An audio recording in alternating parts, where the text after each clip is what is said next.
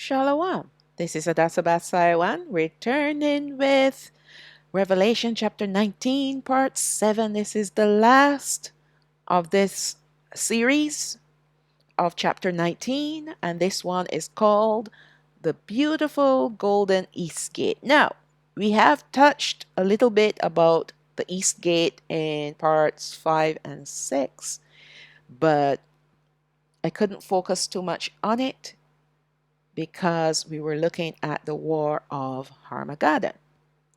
Now, we're going to look at how HaMashayach and his saints are going to ride through the gate, the portal, to enter into the earthly dimension because they're coming from the heavens. All right? He's coming with his saints and they're coming from the heavens. So to enter into our dimension, they have to come through a portal or a gate or a door. It's all the same idea, right? So let's get started because this is a pretty, this is going to be a long study. Yeah, long, depending. Okay, now we have reached a very interesting study, that of the beautiful golden East Gate. We know that this gate existed in the past in our temple in Yerushalayim, as it is mentioned in various scriptures in the Bible, using various names like Beautiful Gate, East or Eastern Gate, but to believers it is also known as the Golden Gate. This gate is spoken of by prophets to be the gate through which HaMashayach will enter into his tabernacle at his second return as Malak to the earth. Not only believers know about the prophecy concerning this gate, but the enemies of Yashrael also knew something about this prophecy, and they still do know about this prophecy.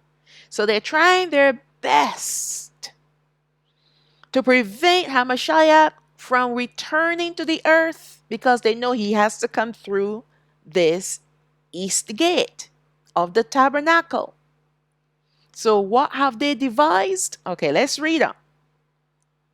According to history, the gate was sealed shut by the Muslims in 810 BCE, then reopened in 1102 by the Crusaders. It was sealed again by Saladin, the first Sultan of Egypt, after defeating the Crusaders in 1187, where they gained control of Palestine and the city of Jerusalem. And I call it Jerusalem and not Yerushalayim because that's not our city. Right? Yeah. We were long gone from our land at this point of time. So our land was being occupied. And so I call it Jerusalem when it's occupied. Okay. The final sealing was in 1541. The Ottoman Sultan Suleiman ordered the gate to be sealed to prevent the fulfillment of HaMashayach's second return through the Eastern Gate or the East Gate. This gate has remained closed ever since, and I've seen it. It's the gate that faces the graveyard. I'm telling you, these people. It's facing Mount of Olives. Now, there's a lower portion of the Mount of Olives where is a huge grave site. I'll see if I have any pictures. Because I took a lot of pictures and I've deleted a lot of pictures. Anyways. But this grave site, because it is facing the Golden Gate, it is not rumored, but it has been said that the people want to be buried there, they felt that by being buried there, they will be the first to be resurrected because they're buried facing the Golden Gate, the East Gate. All right? And these are the Jews, the Jewish people, the Jewish people that did this. But mind you, it's also rumored that there's, and I've seen it, there's a tomb right? You can go into it, and it has little cubby holes where they used to put the bones of the prophets. And I think Malachi was one of them, and Zechariah was even one of them, right? But the bones aren't there anymore. So that's what they rumored to be the place of the burial site of Malachi and Zechariah. I don't know. These people, they're the Jewish people, and they can say anything. All right? I don't take their word for it. The only thing that we know is for certain that they can't change is the Mount of Olives, the um, lake, the Sea of Galilee, the places that they cannot manipulate or change. All right? We know for sure those places are the authentic places. But all the other little sites that they have their little signage, and even they charge, a few shekels to come in, and all these different things. We don't know for sure that this is the place. You have a place where, and I know I'm off topic, where Peter's house was. We don't know if that's the place. All right. So, anyways, so this eastern gate has been closed ever since. It's sealed, right? And no wonder right now we're seeing a lot of hullabaloo going on in Israel again, because it is, I will not call that land Yashrael just yet. It's too defiled. I call it Israel, right? There's a lot of stuff going on. They want to build a third temple. They have their red heifers and what have you. They have their priesthood all ready to go, and even the furniture for the temple, right? Because they're building their temple for their God when he comes. And their God is not our HaMashayach. Their God is a fallen deity. All right? So all of this is part of the plan to restrict, or try to restrict, HaMashayach from returning. But as we have seen in the last 2 or even 3 studies in the book of Zechariah, he is coming through the eastern portal in the sky. He is going to land on the Mount of Olives. And as a matter of fact, by that time, there'll be no more Gentiles in our land, just the northern kingdom. And when he sets foot on the land, on the Mount of Olives, he's going to cleave it from east to west. And the top portion is going to move upward, northward. And the bottom portion is going to move downward, southward. And the middle portion is going to rise up to create a platform, a plateau, where his tabernacle, the true tabernacle, is going to be established. By the time the northern kingdom enters into our land, which is by the 7th trumpet, that land is completely rid of every structure that's been built there.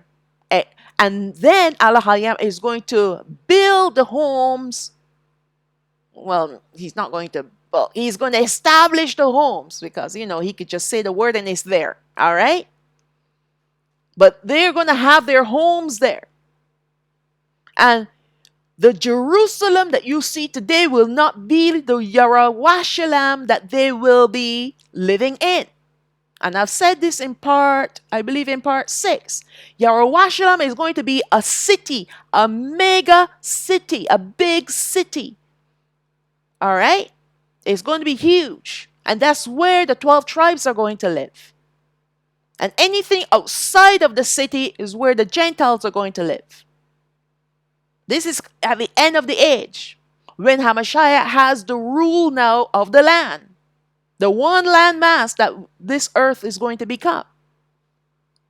So when he does that and he establishes his Mount Sinai, because Mount of Olives is going to be transformed into Mount Sinai, and the tabernacle is going to be planted there by Yahweh Elohim himself, then HaMashayach is going to enter in through the east gate.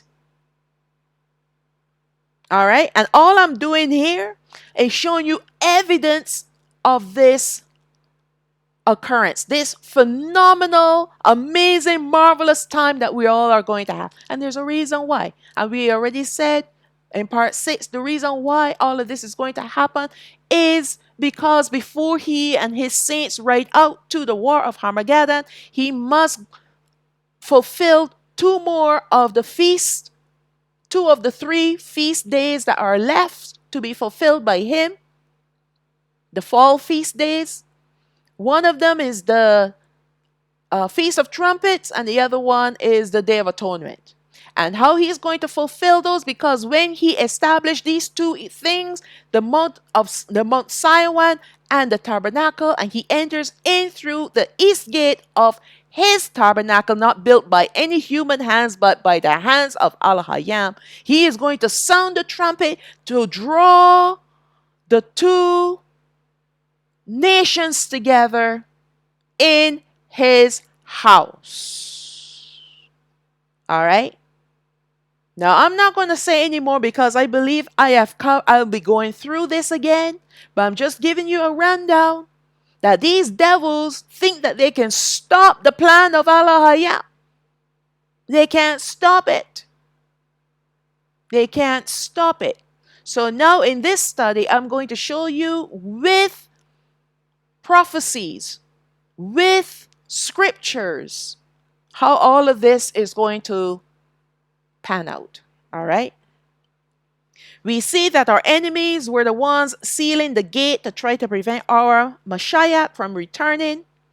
But this is man's huspa. Right? To think that they're capable of preventing this phenomenal event. Oh my goodness. To think that you can come against Elohim. I mean, like, all he has to do is think about it and you're done. Every drop, every iota of you is gone, is done. In fact, he can wipe you out from the present time all the way through from the past. All your lineage, all of that he can do. Right? In a twinkling of an eye, or faster than the twinkling of an eye. And to think that these people feel that they can stop a prophecy from being fulfilled? All right. Now, let us look at our history and prophecy about this beautiful gate, starting with the evidence about it in the book of Acts. You know, I should give you one little paragraph because I'm not going to give too much credence to what the heathens want to do. We're here to see what Elohim is going to do. All right. During the time of the apostles of HaMashayach, this gate was open and it was in use. Let's look and see in Acts chapter 3, verse 1. Now Peter and Yohanan went up together into the temple at the hour of prayer, being the 9th hour. A certain man, lame from his mother's womb, was carried, whom they laid daily at the gate of the temple, which is called Beautiful. That's the beautiful gate. To ask alms of them that entered into the gate. So then we go down to verse 9 of the same chapter. And all the people saw him walking and praising Elohim. This is the same man that was lame. Now he's walking. Why? Because Peter and Yohanan, they laid hands on him. I believe it was Peter that laid hands on him, because he was begging for silver and gold. And Peter says, silver and gold have I not to give, but in the name of Yahweh Elohim, rise up and walk. He gave him more than he anticipated. Silver and gold, you go and you collect a few coins and you spend it and it's done, it's gone. You got to keep begging. But what this man received, money could not buy. He received healing. No, he has two working feet. He can go work. He can go do whatever he needs to do. He doesn't need to beg anymore. And he did the right thing, praising Allah Hayam, because that's the source of these two apostles. That's where their power came from. He said it in the name of Yahawasha'o, Allah Hayam, HaMashayach. Verse 10, and they knew that it was he who sat for alms at the beautiful gate of the temple, and they were filled with wonder and amazement at that which had happened unto him. The people were amazed because they're used to seeing this man, lame from the time he was born, sitting at the gate waiting for anyone to throw him a crumb. And now look, he's running around praising Allah Hayam. The beautiful gate was in use during the entire time, even when HaMashayach was here on the earth the first time. And it remained in use until our enemies took over our land. But we will not concern ourselves with this, as we know enough about our history regarding our many times of enslavements and the subsequent destruction of our temple and Yerushalayim. We will now look ahead to the future of our land Yashraal, which will be restored to the northern kingdom by the seventh trumpet. They will dwell safely in our land that will no longer have any foreigners living there at this point of time.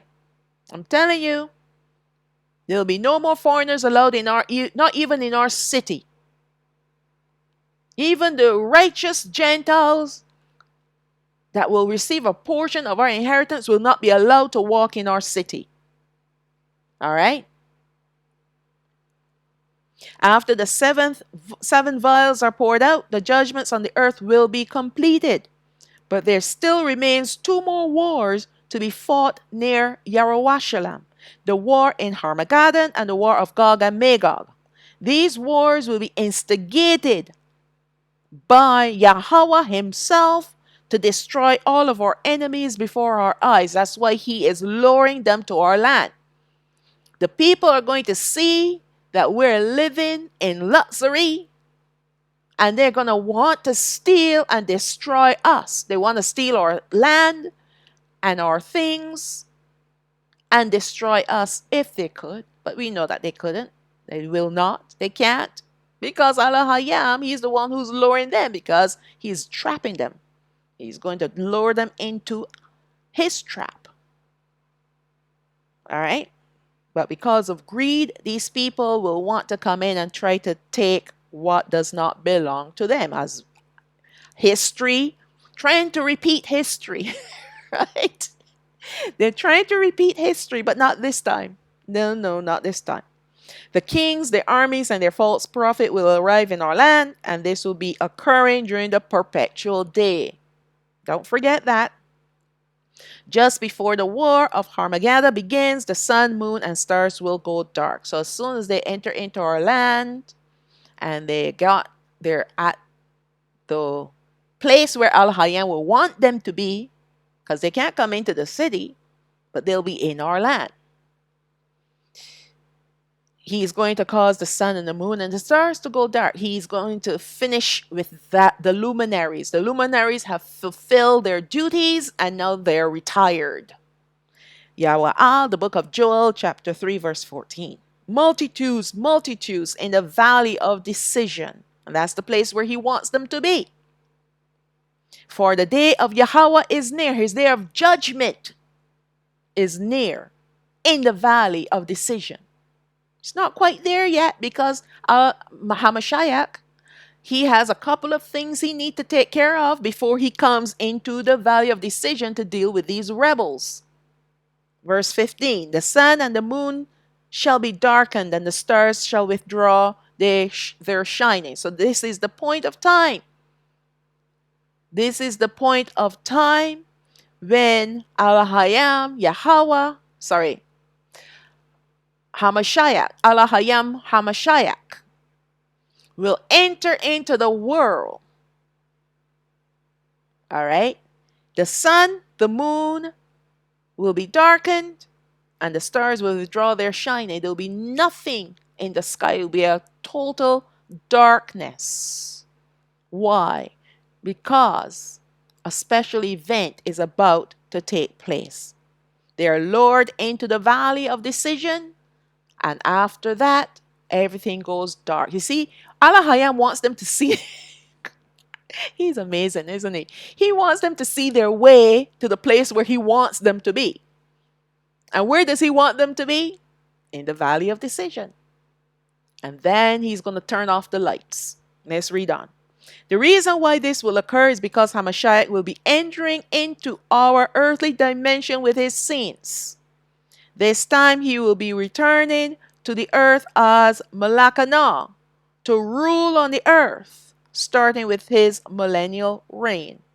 When HaMashayach enters into our earthly dimension, it will be through the eastern heavenly gate or portal, with his glory preceding him like a great light, lighting the earth from here on and forever. This is where the earth now is going to receive its light forever from this point onward.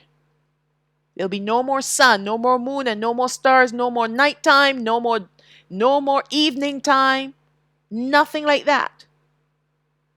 It will be forevermore light on the earth. Why? Because we will have no need of time, because we know the sun governed the time and the moon helped to govern the festivals. HaMashayach at this point in time will be fulfilling 2 of the last 3 festivals, and the last festival to be fulfilled, which would be the Feast of Tabernacles, that will be fulfilled after the millennial reign. That will be completed. But Allah does not need time to complete these events. He only gave time so that his people will be able to keep record of his feast days. But now we are with him. The northern kingdom at this point of time is already in their land, and the southern kingdom is with Allah HaMashayach. So we no longer need time. And the inhabitants on the earth, well, they're not of our lineage. So the feast days were not given to them. It was not given to them. All right? So at this point of time, HaMashayach is entering in through the eastern gate, the heavenly gate, with his glory, which is a light that would fill the earth. Now you may wonder, okay, from here on, for the 1,000-year reign, and if it's a perpetual day, will the Gentile nations, will they feel tired? How can you feel tired in the glory? This is the glory of Allah. How can you get tired living in his glory? How can you experience fatigue living in or living under his glory? Masha, when he went up to the mountain and he was in the presence of Allah Yahweh for 40 days and 40 nights. Was he tired? No. Did he eat? No. Did he drink? No. Did he sleep? No. And he did it twice. All right, there's a transformation that takes place. And he permits that. Well, the northern kingdom and the southern kingdom, they will already be transformed in their new bodies, because they're cleansed of their sin nature and they have eternal life because they've eaten of the fruit of the tree of life. So they've been transformed to have their perfected bodies, the same kind of body that HaMashayach have after he resurrected, this is the kind of bodies that they will have. All right? The Gentile nations, they will still have the ones that are still living, even the ones that were not part of the beast empire or part of their armies. They will still have a sin nature. All right? And we looked at that in the last study. They will still have a sin nature. But Allah will make provision for them. That's why they're not even allowed to come into our city.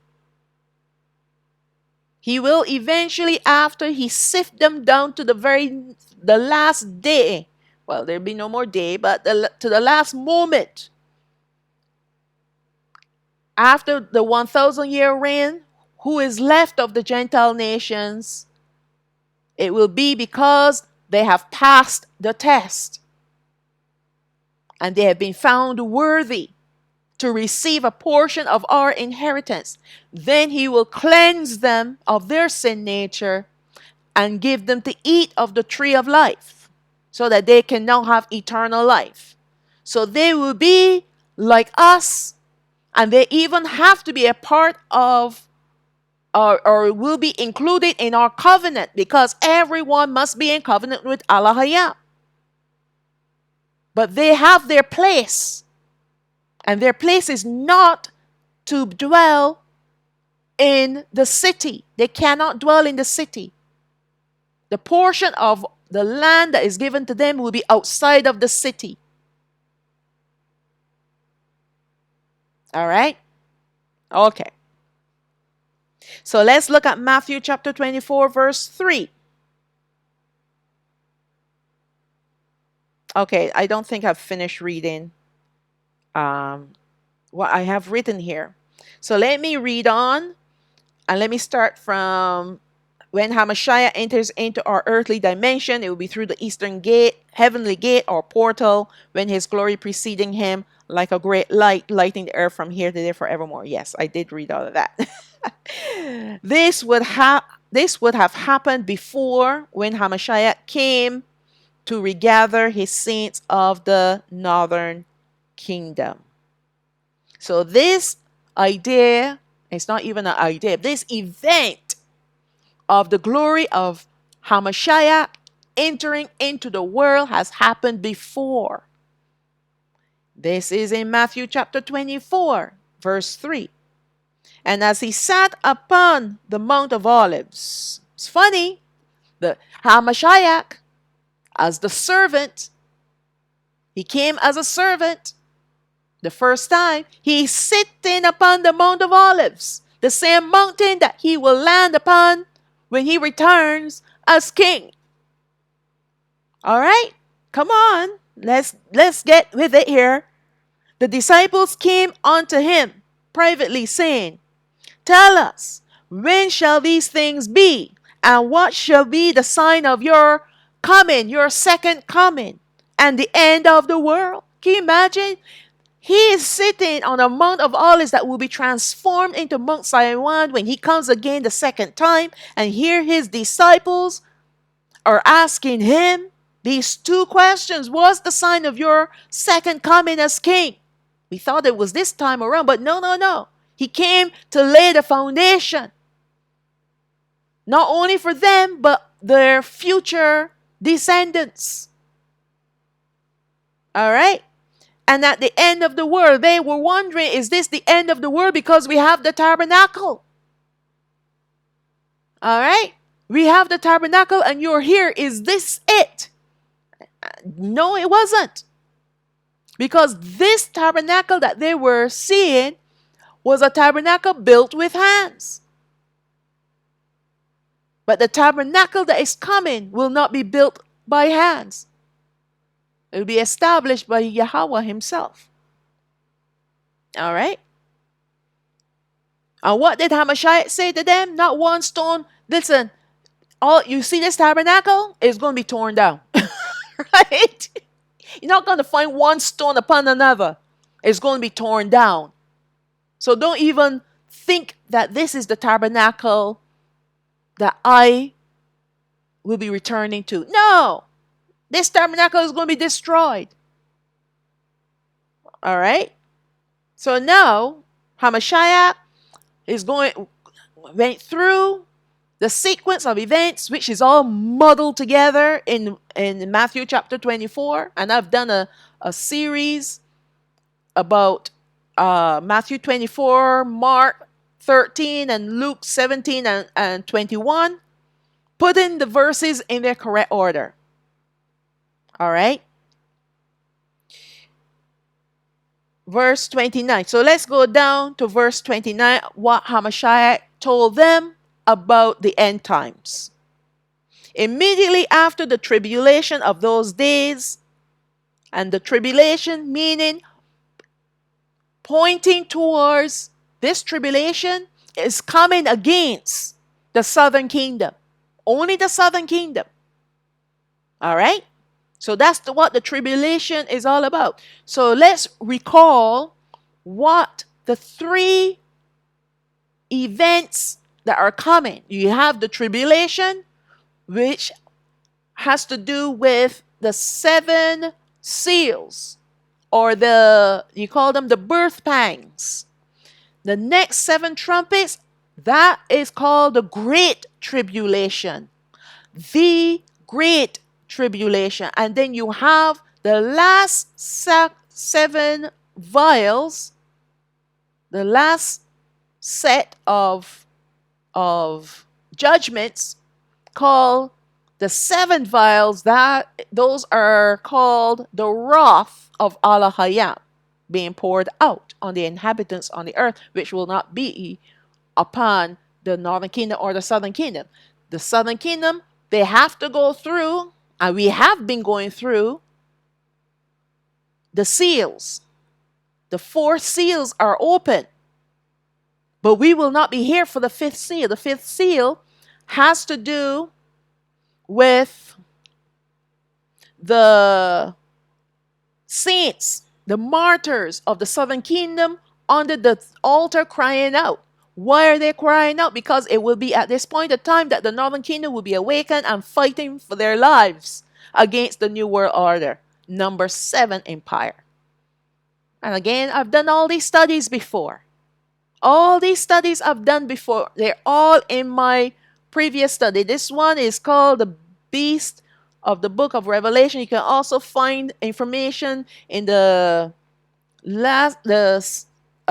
second Exodus according to the Book of Revelation, and also to the second Exodus into the wilderness. All this information is there. This is not something new that I'm teaching here. All right. So the northern kingdom, now they have, not only did they go through the 7 seals, including the 3 days of darkness. That's what woke them up, by the way. But now they got to go through what do you call it? They have to go through the 4 trumpets. At least 4 trumpets, the first 4 trumpets. And by that time, they're sealed, and they will begin their second exodus into the wilderness. All right? Yes, there will still be a couple of rebels amongst them, but Allah Hayam is just going to slough them off. By the time they reach our land, they'll be the righteous remnant. In fact, he will slough them off even long before they reach our land. Why? Because what he's going to do is give them, he's going to preserve them, just like how he's preserving the southern kingdom in third heaven. He's going to cause the land before them. This is Yawa'al, Joel chapter 2, verse 3. He's going to cause the land before them to be like the Garden of Eden. So they'll be walking in a perpetual garden once the last rebel is sloughed off. He's killed off. But Allah Hayam is going to drive them away from the group, because they're going to be looking for shelter. They're going to be running in fear. All right? But the greater, the majority that is left, which is going to be a remnant, by the way, right? Whoever is left will be the ones that will be completely protected and shielded and guided and provided for by Allah Hayam, and they will not even see any more of the judgments happening around them. They'll be walking in perpetual peace and prosperity until they reach our land, which will become like the Garden of Odan. All this I've covered before, but I have to say that to explain these events as well. So the tribulation of those days are the tribulation that is coming against the southern kingdom. And let's read on. Immediately after the tribulation of those days shall the sun be darkened, and the moon shall not give her light, and the stars shall fall from heaven, and the powers of the heavens shall be shaken. And then shall appear the sign of the Son of Man in heaven. And then shall all the tribes of the earth mourn. Who are these tribes that will be mourning? It would be the northern kingdom. Why are they mourning? Okay. And they shall see the Son of Man coming in the clouds of heaven with power and great glory. Now, yes, all the other people too will be in great grief. All the other people will be in great grief. Why? Because they look up in the sky and they see this Negro. They heard about the coming of the Son of Man. They call him Christ. They call him all kinds of names, right? But when they realize that he looks nothing like them, that he looks like us, oh yeah, they got reason to mourn. The northern kingdom, they got great reason to mourn, because then they realize that their gods did nothing for them. Not through the 3 days of darkness that they had to suffer through. Oh yeah, he's going to cause them to suffer through those 3 days of darkness. Going to wake them up. All right. So when the tribes of the earth mourn, they see what? The Son of Man coming in the clouds of heaven with power and great glory. What do you think that is? That is the light, because before he came, the earth was in darkness. HaMashayach. All right? Not even the devils are moving around. There's nothing moving on the earth. Not even the wind is moving on the earth. And for 3 days and 3 nights, the earth is in darkness. And then all of a sudden, coming in the clouds of heaven with power and great glory, is the light of Allah Hayam, and he is in that light. He's coming in that light. All right? He's coming in that light, and he's coming to regather the righteous remnant of the southern kingdom in his chariots. He sounds the trumpet, and he sends his angels to collect his people from the 4 corners of the earth. So that has happened before, and it's going to happen again. But this time around, because what happened the first time, what happened this event, because this hasn't happened yet, by the way. This has not happened yet because we're still here, right? But in context of the end times, when he's coming the second time as king, this event would have already happened. All right? So before I move on, let's go back here, because I want to say something. The 3 days of darkness. Once the 3 days of darkness comes, the fate of the southern kingdom is sealed. Those that are righteous will have light, which is the glory of Al-Hayam, in their homes. But no one else is going to see it. No one's going to see the light in our homes. There's going to be darkness everywhere. The darkness is going to engulf people. You won't even be able to speak. You open your mouth to make a sound and nothing comes out. All right? But the light, the glory that is coming, it will light the entire earth. from one corner to another. The whole earth will see this event as it takes place. And once his people are regathered, then everything resumes as it was before the 3 days of darkness began. The sun is there. You're gonna be sunny in some places. It's gonna be nighttime in other places. People are going to see the moon and the stars. Time is going to resume. The luminaries are going to resume their duties. All right. Once he collects his people and they've been lifted up and gone, he is going with us. So when he goes, he's going to cause everything to go back to how it was before. And then the people on the earth will have to deal with the horror that they're going to have to go through, the defilement that they're going to have to clean up physically, emotionally, and spiritually. We're going to have to deal with that. Okay, let's go on. The power and great glory of HaMashayach will pierce our earthly dimension to light up the entire earth. These verses speak of two very important events that will be taking place. That of the 3 days of darkness that will envelop the entire earth, then the revealing of HaMashayach in heaven in his light, his great glory, to regather his southern kingdom saints. Similarly, HaMashayach will be returning to the earth in his glory, which will be the true light upon the earth forever, after Yahweh puts out the light of the sun, moon, and stars forever.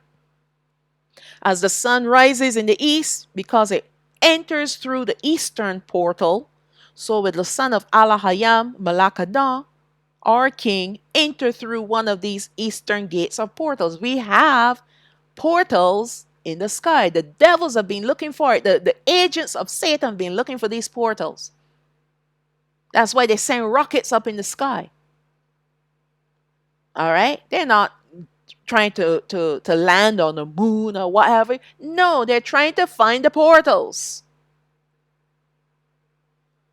Okay, the book of Hanawat, the book of Enoch, chapter 72, verse 2. And this is the first law of the luminaries. The luminary of the sun has its rising in the eastern doors of heaven. So there are doors in heaven, there are portals in heaven, in the eastern side and the western side. And it's setting in the western doors of heaven. And I saw 6 doors in which the sun rises, and 6 doors in which the sun sets, and the moon rises and sets in these doors, and the leaders of the stars and those whom they lead, 6 in the east and 6 in the west, and all following each other in accurate corresponding order. Now, at some point in time, if I actually do get to it, I do want to do the calendar of Hanawak, the calendar of Enoch. And this chapter here, chapter 72 and onward, I believe up to 78, gives you a lot of information about how to calculate the calendar, the true calendar of Allah-Hayam Yahweh. All right? And the reason why there must be 6 doors. All right? Because each door, the sun sets, the sun comes through the eastern door and sets in the western door 30 times. And there are 4 times in that year that he goes through 31 times. And then he rises up in door number 2. If he starts with he starts with door number 4. He rises and sets for 30 days. All right? Then the beginning of the new month, he rises up in door number 5. All right. Now, I have all the calculations and everything done because I have to keep my own calendar. But this is just to show you that there are doorways, there are portals in the heavens. And one of these portals, HaMashayach will be coming with his saints. Okay, let's look at Revelation chapter 19, verse 11. And I saw heaven opened, What did he see open? He saw a portal opened. All right. And behold, a white horse, and he that sat upon him was called Faithful and True. And in righteousness he judges and makes war. His eyes were as a flame of fire, and on his head were many crowns. Now this is the glorified HaMashayach. This is him coming, returning as king, coming through the portal in heaven. All right. And he had a name written that no man knew, but he himself. Now I did this in the previous study, chapter 19, parts 1 and 2. So I'm not going to go through it as I went through it already. I'm just reading this to show you how all these prophecies connect with each other. All right. Verse 3. Yes. He had a name written. Okay, let's start with verse 12 again. His eyes were as a flame of fire, and on his head were many crowns, and he had a name written that no man knew but he himself. He was clothed with a vesture dipped in blood, and his name is called the Word of Allah. And the armies which were in heaven followed him upon white horses, clothed in fine linen, white and clean. And we know what the clothing represents. It represents the righteousness of the saints. Who are these saints? The southern kingdom. He's not talking about those that have passed on. They're still before the throne or under the altar at this point of time. And the righteous ones that passed away through natural death because they've aged or what have you, they're in paradise waiting to be resurrected to life. So the only people that this can mean, or this could be pointed to, would be the southern kingdom. Can't be the angels either, because the angels are never called saints. All right? The angels are never called saints. Only those of the 12 tribes, the righteous remnant, they're called saints or the elect. Okay, so these are the ones coming with him upon white horses. Verse 15. And out of his mouth goes a sharp sword, that with it he should smite the nations, and he shall rule them with a rod of iron, and he treads the winepress of the fierceness and wrath of Shaddai Alahayam. So all of this is telling you what he's coming to do. He's coming to the earth as a conquering king. Who is he conquering? The wicked entities left on the earth. Alahayam, Yahweh already destroyed the whore. No, HaMashayach is coming to deal with the other three. And then the last one, Alahayam, Yahweh is going to deal with him. And this is after the 1,000-year war, the war of Gog and Magog. Yahweh himself is going to deal with that last Satan, Gadriel. All right? So now we drop down to verse 19 of the same Revelation chapter 19. And I saw the beast and the kings of the earth and their armies gathered together to make war against him that sat on the horse and against his army. And the beast was taken, and with him the false prophet that wrought miracles before him, with which he deceived from them that had received the mark of the beast, and them that worshipped his image. So all this is about the war of Armageddon. All right, and the war of Armageddon is to destroy the three Satans.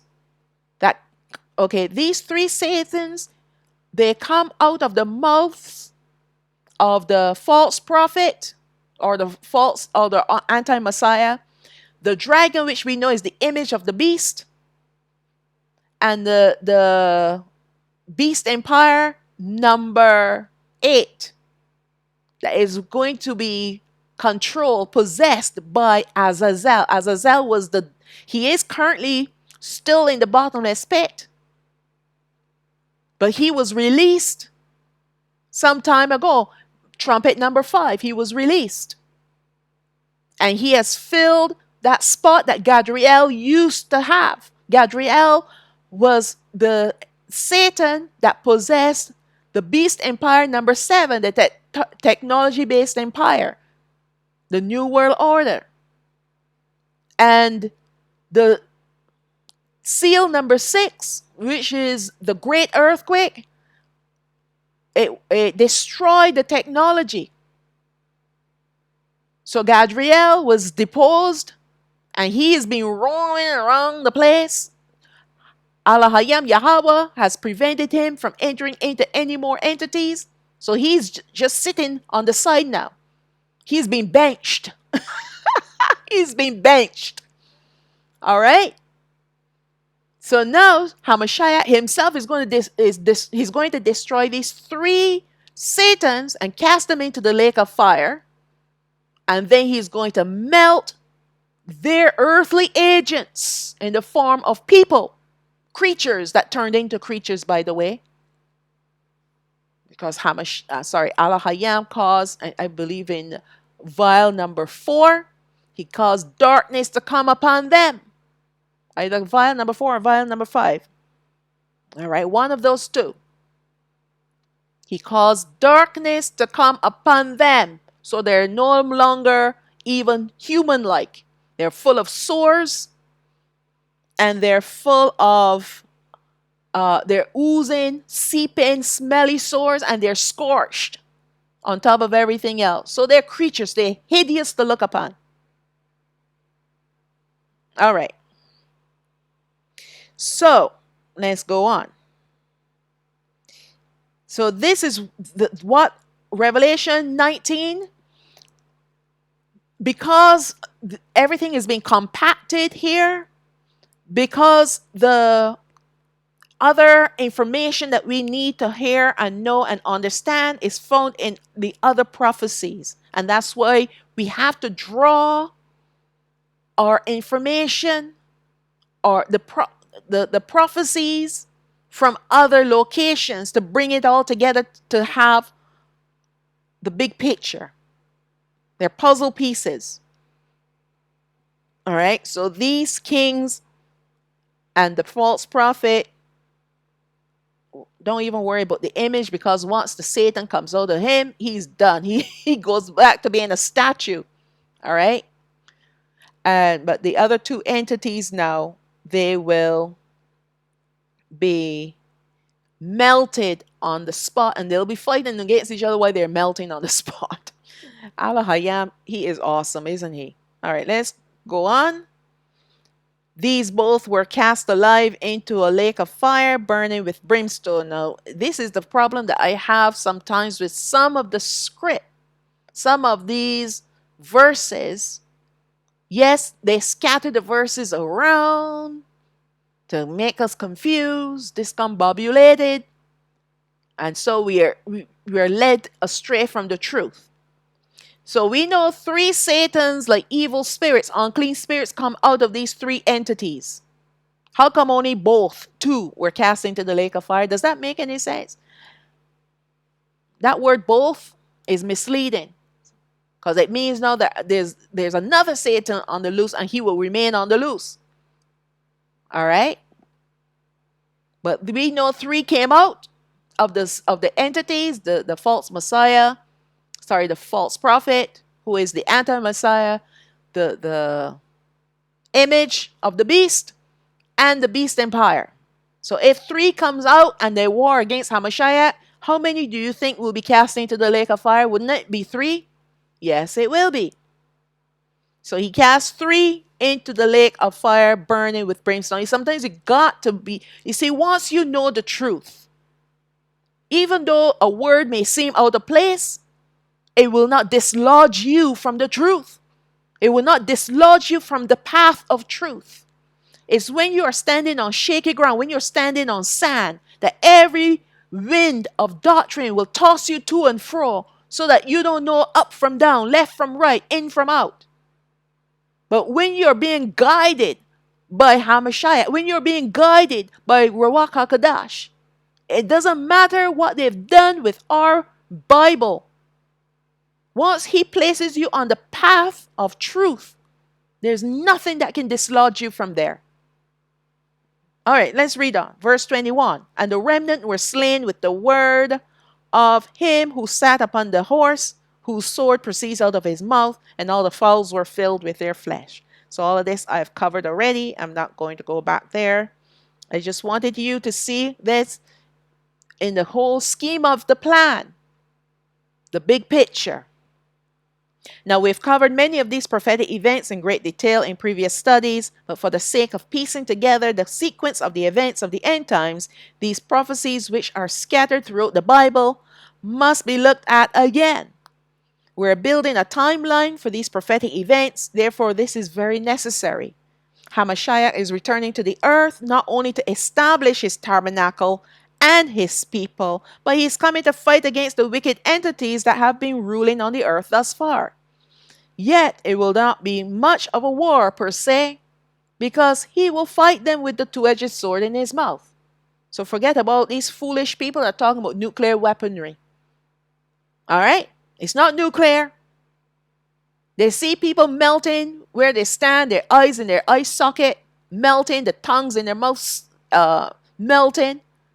All right? And they call it nuclear. This is a nuclear nuke. A nuclear weapon that did this. Forget about the two-edged sword that's coming out of HaMashayach's mouth. It says clearly it was the sword in his mouth that destroyed them. But people, when they're not being taught by Ruach HaKadosh, they would look at things around them and attribute the weaponry of the enemy to be doing this thing to their own people. That doesn't make any sense. Does not make any sense. Oh, well, Allah Hayam can use the devil's weaponry to do these things against themselves. Yeah, I know that. But this has nothing to do with nuclear. This has nothing to do with a nuke. This is the sword, the two-edged sword in the mouth of HaMashayach. He spoke and they melted. Simple. Very simple. All right. And besides, there's no more technology on the earth. So where are you going to get? There's never been any nuclear weaponry. I've said this before and I'll say it again. All these stories that you hear about nukes and stuff, they're all lies. If they had nukes, they would have used them a long time ago. Have they ever used nukes? No. You only hear threats about them and people get scared and they go around and buy their mask and this and this and that and that. And oh my goodness. You see, we need to know the truth. And when you know the truth, no matter how many people say it is so, once you know the truth and you know it is not so, you will stay the course of truth. The devils want you to move off the path of truth, because when you are no longer walking on the path of truth, you're walking in darkness, you're walking in deception, you're walking in lies, and that's where the fear of the enemy comes. Right? You now walking in complete fear because you have no more faith. And when you walk in fear, then you will comply to their commands and their demands. And that's exactly what Satan wants. He knows that once we're on the path of righteousness, we're walking in truth, we're untouchable. Call us the untouchables. All right? The only way he can touch us is when we leave this path. All right. Before the millennial reign of HaMashayach will begin, there will be a few things that he will take care of first. And that will be the restructure of the Mount of Olives. The future temple that will be planted there will be done by Yahweh himself, after HaMashayach reforms the Mount of Olives to be Mount Sayawan. We looked at this prophecy in the previous 3 studies. All right, so let's look at Zechariah chapter 14, verse 3 again. Then shall Yahweh go forth and fight against these nations as when he fought in the day of battle, day of war. Now, even though they use the word Yahweh, it is in the direct reference to HaMashayach. HaMashayach works on behalf of his father, of Abba Yano, our father. So even though you see the name of Yahweh there, it is his son Yahawasha'o, who has the name of the Father anyway, that does the actual work for the Father. So he is the one who fights on behalf of Yahweh. Verse 4. And his feet shall stand in that day upon the Mount of Olives, which is before Jerusalem on the east. And the Mount of Olives shall cleave in the midst thereof towards the east and towards the west, and there shall be a very great valley. And half of the mountain shall remove towards the north, and half of it towards the south. And then we go all the way down to verse 9. And Yahweh shall be Malak over all the earth. In that day shall there be one Yahweh, and his name one. All the land shall be turned as a plain from Geba to Rimmon, south of Jerusalem. Now he's talking, when he talks about all the land, he's talking about the portion of land that rises up in the middle of these two of the cleaved mountain. And he's giving you geographical locations of how expansive this mountain is going to be. So if the mountain is this big, trust me, the tabernacle is going to be huge. All right? It's going to be massive. And that's why I said Jerusalem also is going to be transformed. Jerusalem, our boundaries will be set, and it will be huge, bigger than what is there right now, even bigger than the land Israel right now. It's going to be big. It's huge. Let's continue on. So the plain, all the land shall be turned as a plain from Geba to Rimmon, south of Jerusalem, and it shall be lifted up and inhabited in her place from Banaya Mayan's gate, that's Benjamin's gate, unto the corner gate, and from the tower of Hananeel unto the king's wine presses. So these are geographical locations that was in the time of Zechariah, because they had a gate called Banaya Mayan's gate, Benjamin's gate, and there was actually a place called the King's Wine Presses and Hananeel. All these were places. So they're north, south, east, and west places. So they're telling you how big and how expansive this mountain, the new mountain, Mount Sinai, is going to be. It's going to be massive. It's going to be massive. Verse 11, and men shall dwell in it, and there shall be no more utter destruction, but Jerusalem shall be safely inhabited. So never again will our land be taken away from us. Never again will Allah allow these heathens into our land. Never again. All right, that's why he's bringing them into the valley of decision. That's the first war. The second war is going to be in the mountains of Jerusalem, of Yashraal. They're going to be close to Jerusalem, but they're not going to be able to come anywhere near our city. We know that Allah okay, before I say that, and the reason why they're no longer allowed in our city is because our city will become holy. And what makes our city holy? Him. He will now be dwelling in his temple. And where he is must be holy.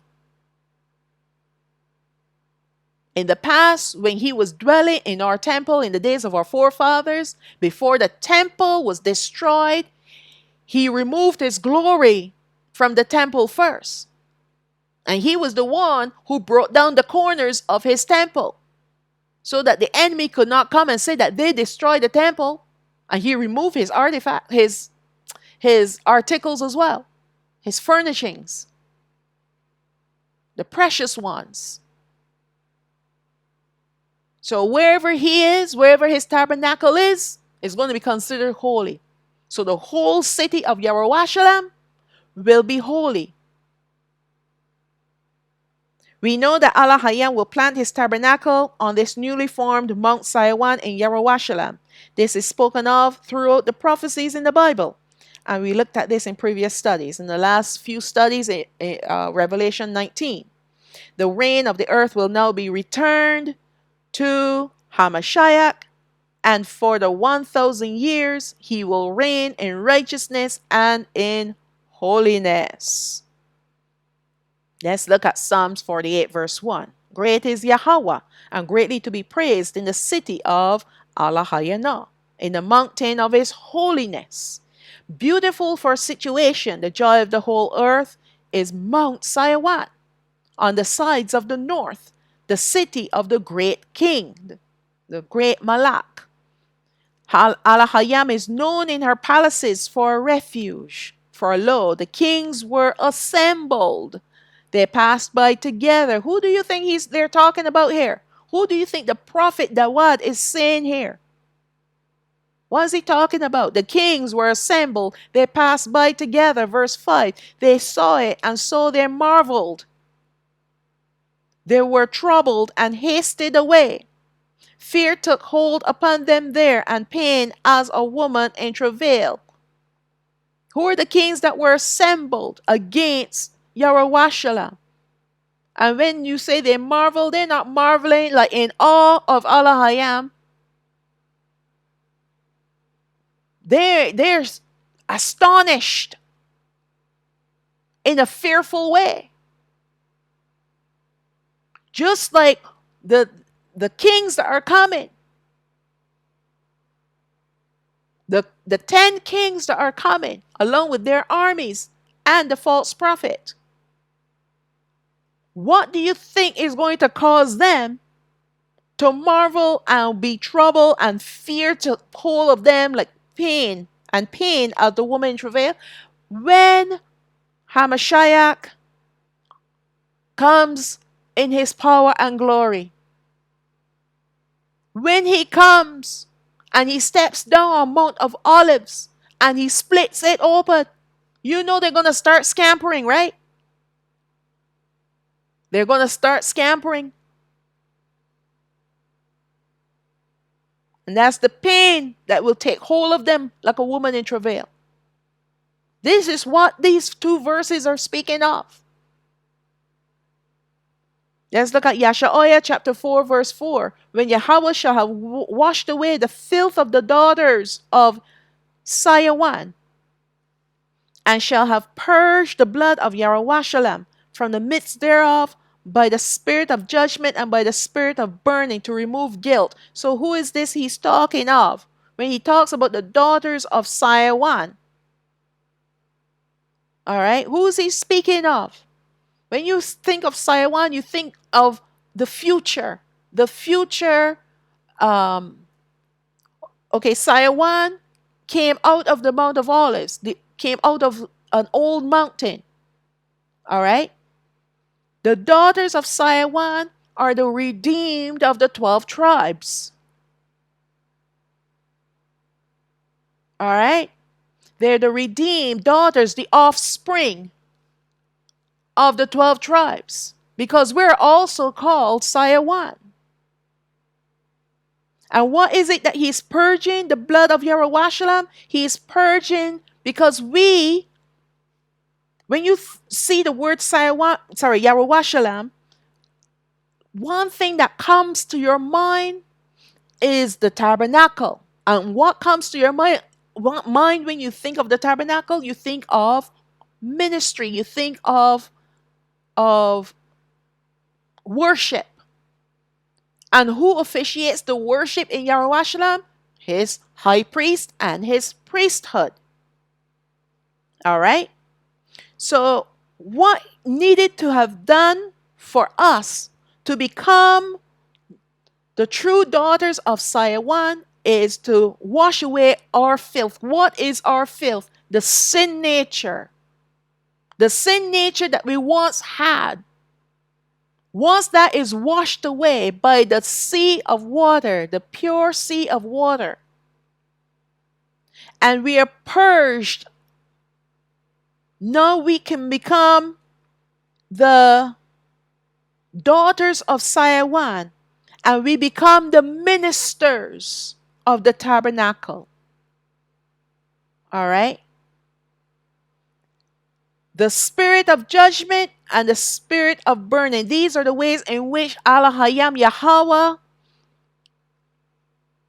purged and cleansed us. We are being judged even as I'm speaking right now until the day we are regathered. And the reason why we are being judged Judgment, when I say judge, okay, people have the wrong idea of judge or judgment. When you're being judged, there's several things that happen. You're being judged for either righteousness, or you're being judged and you're deemed unrighteous or self-righteous. All right? When Allah Hayam is judging us, He is sifting, and at the same time, He is guiding us to the right path, to make the right decisions. He's given us Ruach HaKadosh to help us during this time of sifting. All right? And that sifting helps to remove our guilt. It helps to remove our rebellious nature, to choose righteousness, to choose to live in holiness. All right? These are the things that He needs to do because He gives us a choice. And this is the judgment. When we choose to obey Him and walk in His ways, then the judgment that we receive will be a judgment of righteousness. But if we choose not to do what He says to do, then the judgment that we receive will be the judgment of rebellion. We are considered rebellious, and His wrath falls upon us. So He is not judging us to literally, listen, if He wanted to condemn us, He would have done it a long time ago with our forefathers. But He's given us ample amount of opportunities to get our life together, to get it right with Him. And that's why He continuously sifts us daily. Sift us through situations, whatever the case may be. We are being sifted. Right? And that sifting is like shaking. You ever take some flour, right? And put it in a sieve, and you start. The only way that flour is going to go through the sieve is that you got to move the sieve back and forth, right? Because you got to move the flour around, and the pure flour will fall to the plate or the bowl, and the debris that is left behind will remain in the sieve. This is how Allah Hayam deals with us. We have to be sifted. We have to be judged because there are things within us that needs to come out. And the only way that He can take them out is to sift us like we sift flour. Because what is remaining is what He throws away. But then He goes and He gets a finer sieve, and He sifts us again. And He does it again and again and again, because once He removes the impurities, doesn't mean that that's gone forever. So no, He's fine-tuning us. But the problem with some of us is that we go back into old habits. And old habits cause the debris to come back. So that's why He's got to be sifting and sifting and sifting until we get it right. And we realize, hey, you need to stop doing this. We need to stop. You need to stop lying. You need to stop stealing. Whatever the case it is, whatever the case may be, right? Whatever the case may be, whatever rebellious thing that you're doing or we're doing, until we stop doing it. That's why the sifting. Sometimes you feel like you're in a vicious cycle. You keep going through the same thing over and over again because of the sin, right? Because of the sin. You're doing the same thing over again. Even though He has removed it, you go back to the old habits and you do it again. And you keep doing it again. So He's got to keep sifting you. So a situation comes into your life and you feel like, oh my goodness, I'm going through this again. Because you haven't learned your lesson. You have not cast away the thing that is drawing you into this situation. All right? Once you cast it away forever, then that sifting is completed. Now He can take you up higher. I know you're going through something else. All right? So that's how it works. We're being sifted all the day long because he wants to remove our guilt. That guilt that we have because of our sin nature and the sins that we've done is what brings his wrath against us. So, in order for us not to have to endure his wrath, he's got to take the guilt away. All right? He's got to sift us and to keep proving us so that we make the right choices and we stay the course. All right? And then we become the daughters of Cyrus. Then we become his ministers. All right? We become his ministers. But we need to go through these processes. It is his way of refining us and making us the people of Allah, his priests and ministers. Let's read on verse 5. And Yahweh will create upon every dwelling place of Mount Sion and upon her assemblies. Who are the assemblies? The 12 tribes. A cloud and smoke by day and the shining of a flaming fire by night. Who is the cloud and smoke by day? We've seen this before. When our forefathers left Goshen, when they left Goshen, who guided them? The angel of Yahweh, who is HaMashayach, by the way. This is his form on the earth before he came as a man.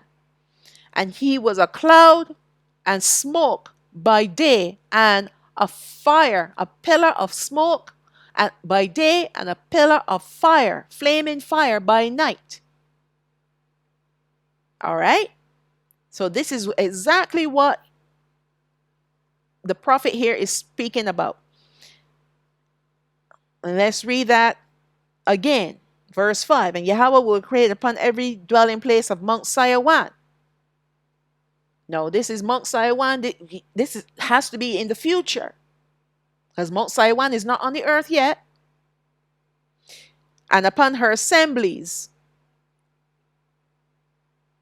And if Mount Sion will be in our land, our people are not in our land yet. So we know for sure that this is future prophecy. A cloud and smoke by day and the shining of flaming fire by night, for upon all the glory shall be a defense. Is this happening in our land right now with those fakers in our land? No, so this is future. Verse 6, and there shall be a tabernacle for a shadow in the daytime from the heat, and for a place of refuge, and for a covert from storm and from rain. And we know that in the daytime, we won't have any day because we're not going to have time. But when the tabernacle comes, the true tabernacle of Allah, it will definitely be the presence of Allah. And if this is his presence here, then his glory will be shining upon the earth like a light. All right? Imagine a perpetual day. When you look up in the sky, there's no sun. Right? There's not going to be any moon. So if there's no sun, there will be no heat. If there's no sun, there's no heat. There will be no storms. All right? We will have rain. He will cause the showers of blessing because the vegetation will need water. But it's not going to be like those stormy weather that we're seeing on the internet right now. You're seeing it in the news. No, it's going to have beautiful, misty like rain. All right? And this is the reason why life on the earth is going to be glorious. Because we will be living, hallelujah, in the place of refuge under the shadow cast from the tabernacle, which will be the glory of Allah.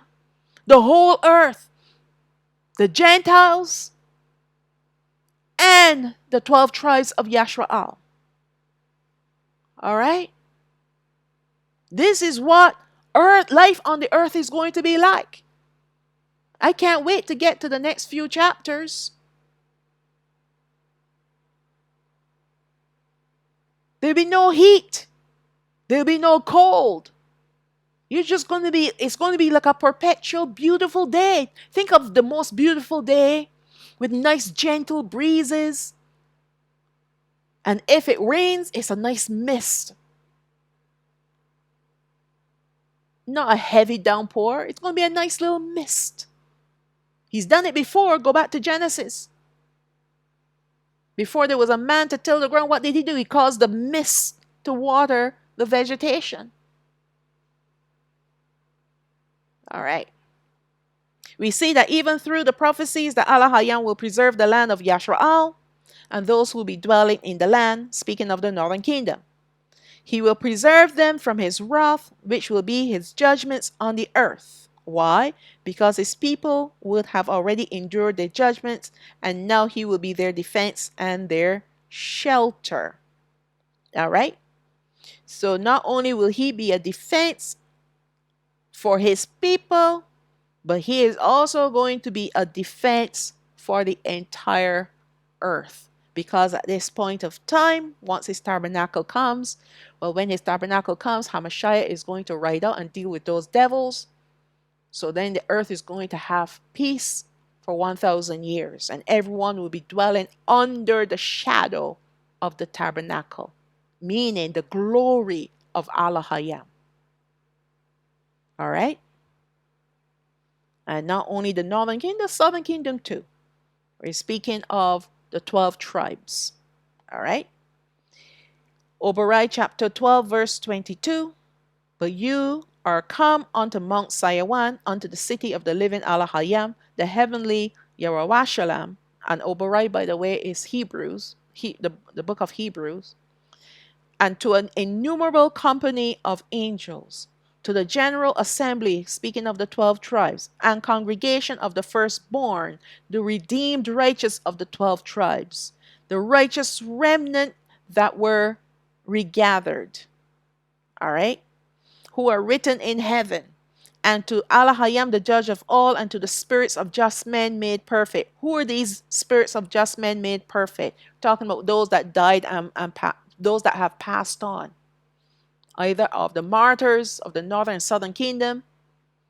Well, let's call them the 12 tribes of Yashraal, and those of our people that have died of natural death. All right. Verse 24, and to Yahawasha'o, the mediator of the new covenant, and to the blood of sprinkling that speaks better things than that of Habal, who is Abel. See that you refuse not him that speaks.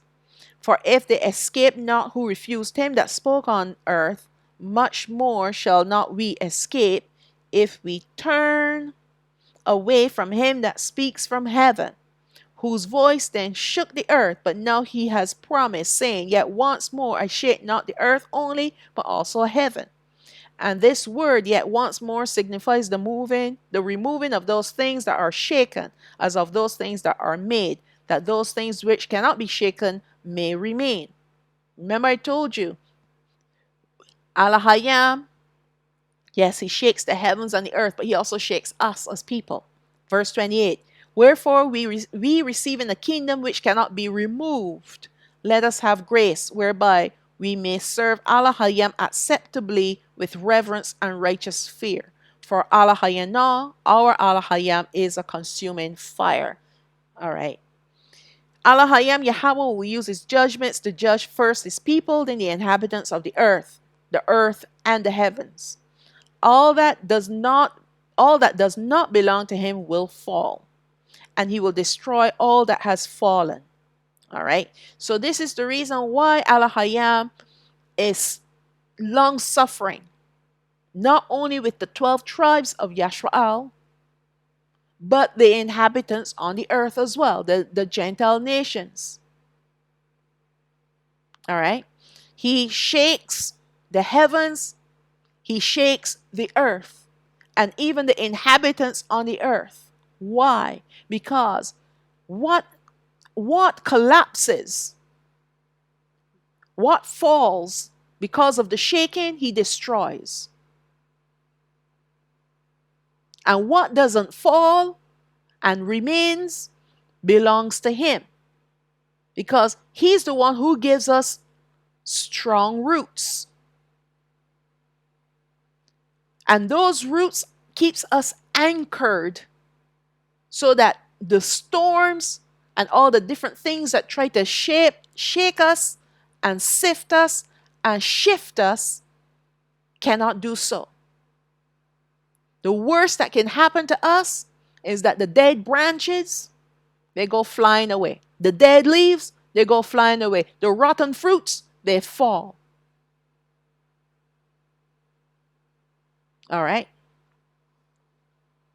But all that remains will continue on as only those things belonging to him will remain. This is called sifting.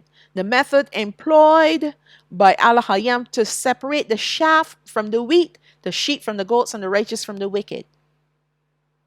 So he does it to us spiritually, individually, but he also does it to us congregationally, right? As people. He's sifting the nations. He's sifting the 12 tribes to remove the chaff from the wheat, and he's shifting.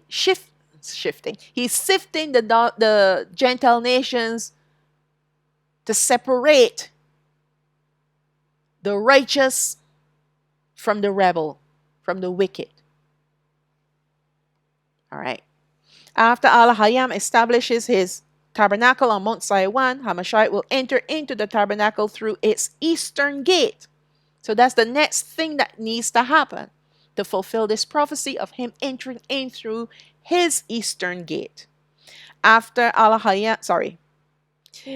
then the next event to be fulfilled by HaMashayach will be the Feast of Trumpets, when he calls his 12 tribes together for the first time since their division into 2 kingdoms. Remember, we're still 2 kingdoms even up to this point of time. And only by HaMashayach will we become 1 kingdom again. So all these foolish brethren out there talking about the 12 tribes going into a wilderness, you need to go back and study the scriptures again. You are misled. You are misinformed. You're walking on in darkness because 12 tribes are not going into a wilderness. All right. I've said that before. So he's going to sound the trumpets to call his 12 tribes together. And this will be the first time since their division into 2 kingdoms that they'll be together again. For the first time. Remember when we were first separated? When 9.5 went to Jeroboam, and the other 2.5 went to Rehoboam, the son of Shalamah, who is Solomon. We became enemies against each other. Although the northern kingdom were great in numbers compared to the southern kingdom, they could never defeat us because Allah was on our side. He would make sure that they would not wipe us out. If they could, they would have. All right. It will be at this time that they will also be reconciled to him, HaMashayach, and to Yahweh by the offerings that HaMashayach will make on our behalf in the temple. There will be sacrifices made, seethed, and eaten before Yahweh, as according to his commands he gave to our forefathers. This reconciliation between the 12 tribes of Yashrael with each other, with HaMashayach and Yahweh, will also fulfill the Day of Atonement. A day of reconciliation, that's what it is. You know, before they call it the day where we afflicted our souls, we will not be afflicting our souls anymore. This will be a time of reconciliation forever. Let's look at Ezekiel chapter 37, verse 15. The word of Yahweh came again unto me, saying, Moreover, you son of man, take you one stick, and write upon it for Yahweh and for Habanai old Yashraal, his companions. So Yahweh is the tribe of Judah, and his companions will be Benaiah Mayam, who is Benjamin, plus the half tribe of Lawai. Those are his companions. Then take another stick and write upon it for Yahwasap, who we know as Joseph, the stick of Ephraim, which is the firstborn of Yahwasap. But they all represent, both of them, Yahwasap and Ephraim, both represent the 9.5 tribes, which is the northern kingdom. And for all the house of Yashraal, his companions. So even though he mentioned those two names, the other tribes that are left are all called the companions of the house of Yashraal. And join them one to another into one stick. Now, when you join in two things together to make it one stick, you don't put them side by side. You do not put the sticks side by side to each other and call it one stick. That is so foolish, all right? You take one stick and it's almost like you join end to end, and you hold the middle where the two ends meet together, and it becomes one stick in your hand, especially when you close your hand over the middle that joins the middle point where they join together. It wouldn't be the middle point, it would be the end of one stick and the end of the other, right? But when you close your hand over that joint, then the stick looks like one stick in your hand. This is the joining of the southern kingdom and the northern kingdom together to make them one kingdom. And there's only one person that can put together these two kingdoms and make them one in their hand, in his hand, and that is HaMashayach. That's what I'm saying. Read the scriptures carefully, because if you read the scriptures carefully, you will know that 12 tribes cannot go into the wilderness. This has not happened yet, and this will happen at the second return of HaMashayach as king. And as far as I know, he has not been here yet. He's not here yet. Okay. So you join one to another into one stick. That's how you make one stick. And they shall become one in your hand. And when Habanai of your people, the children of your people, shall speak unto you, saying, Will you not show us what you mean by these? Say unto them, Thus saith Yahweh Allah Hayam, Behold, I will take the stick of Yahwasap, which is in the hand of Ephraim, and the tribes of Yashraal his fellow, and will put with him, even with the stick of Yahweh, and make them one stick, and they shall be one in my hand. Who is saying this? HaMashayach. He's speaking on behalf of Yahweh. All right. And the sticks whereon you wrote shall be in your hand before their eyes.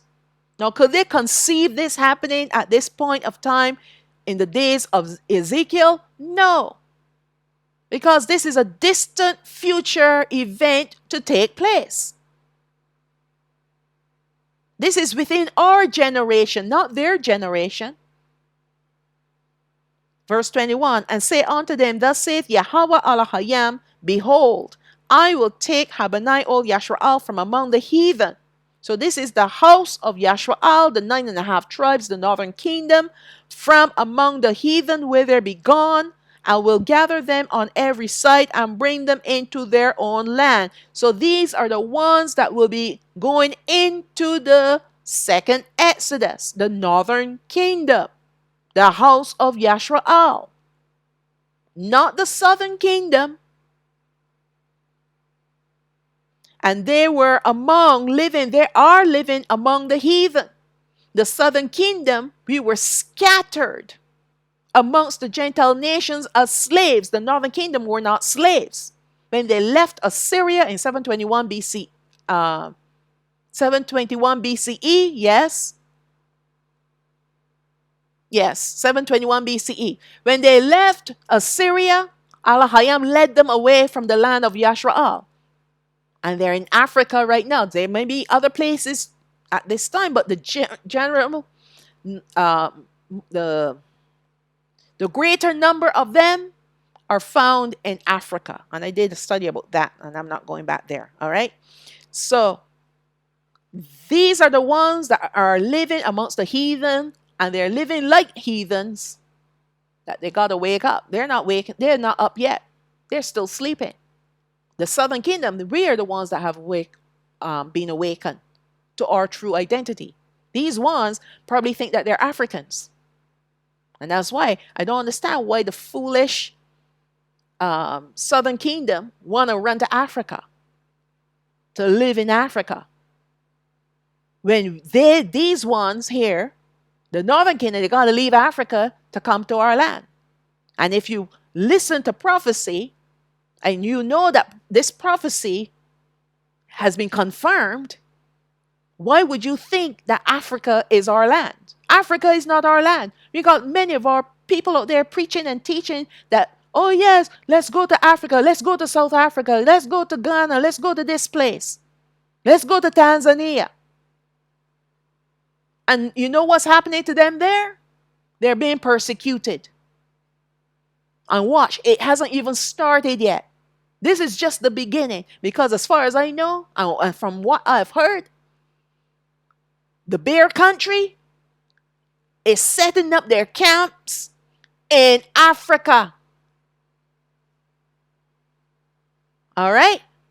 The bear country is setting up their camps in Africa because they're anticipating this event where Al-Hayam is going to remove Habanai Ol Yashraal, the northern kingdom, from amongst the heathen.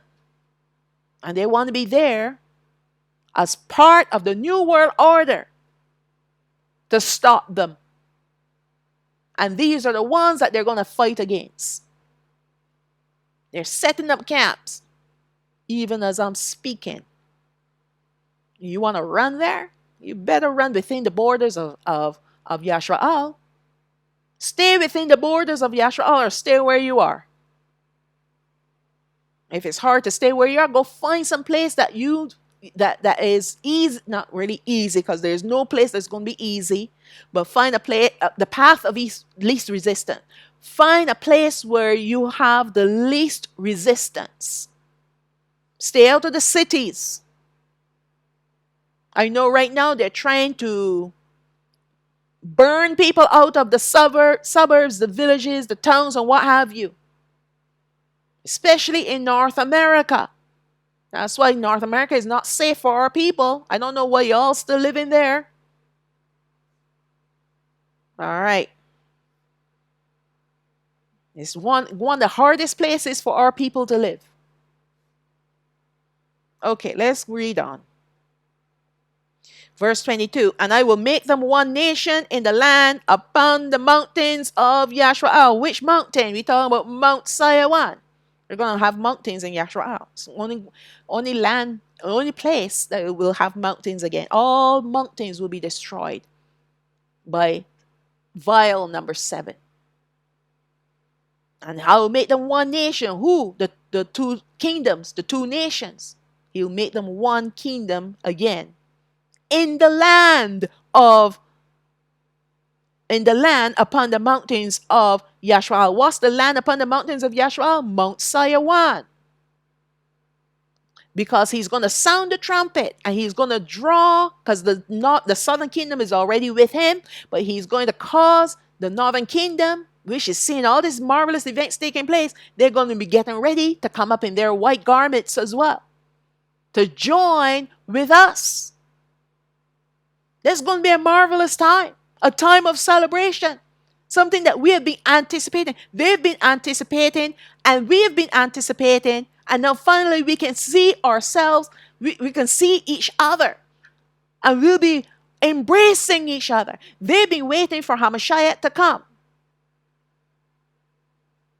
All right? So that's another plus for them. So this event is future. These events are future. All right? So he's going to make us one nation in the land upon the mountains of Yashrael. There's nothing here that says that he's going to make us one nation in the wilderness. Is there something here that says that? I'll read chapter 37, verse 22 again. And I, meaning Yahawasha'al, HaMashayach, Alahayam, speaking on behalf of Yahweh, will make them one nation in the land upon the mountains of Yashrael. It doesn't say anything about wilderness here.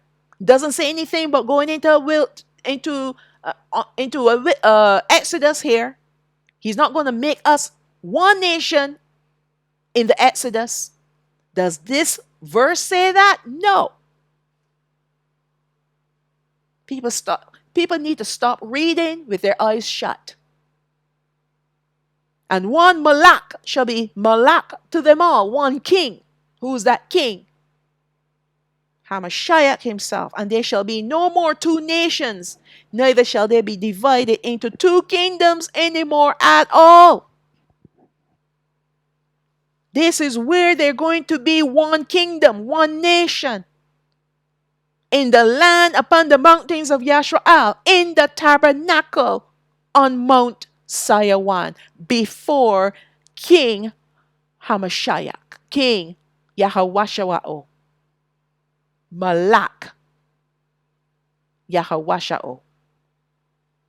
Verse 23, neither shall they defile themselves any more with their idols, nor with their detestable things, nor with any of their transgressions, but I will save them out of all their dwelling places, wherein they have sinned, and will cleanse them. So shall they be my people, and I will be their Alahayim. That's covenant. So he's gathering us together to become one kingdom, to be his people, and he be our Alahayim. And by this time, verse 23, we are no longer defiled. We've been cleansed, and our sin nature removed, and we've eaten of the fruit of the tree of life. So we have eternal life. So we are now immortal. Okay, let's look at verse 24 now. And Dawad, my servant, shall be king over them. Now, when they say king here, he's going to be a leader. He's not going to be the king. HaMashayach is our king. But Dawad is returning. He's coming back. And he's coming back to be our leader. All right? And they all shall have one shepherd. And they shall also walk in my judgments and observe my statutes and do them. And they shall dwell in the land that I have given unto Yaakov my servant, wherein your fathers have dwelt, and they shall dwell therein, even they and their children and their children's children forever. So that means generation after generation. So we will be multiplying in the land. Only the living, redeemed, righteous remnant of the 12 tribes, those that will be resurrected to life, will not be able to multiply. They will have their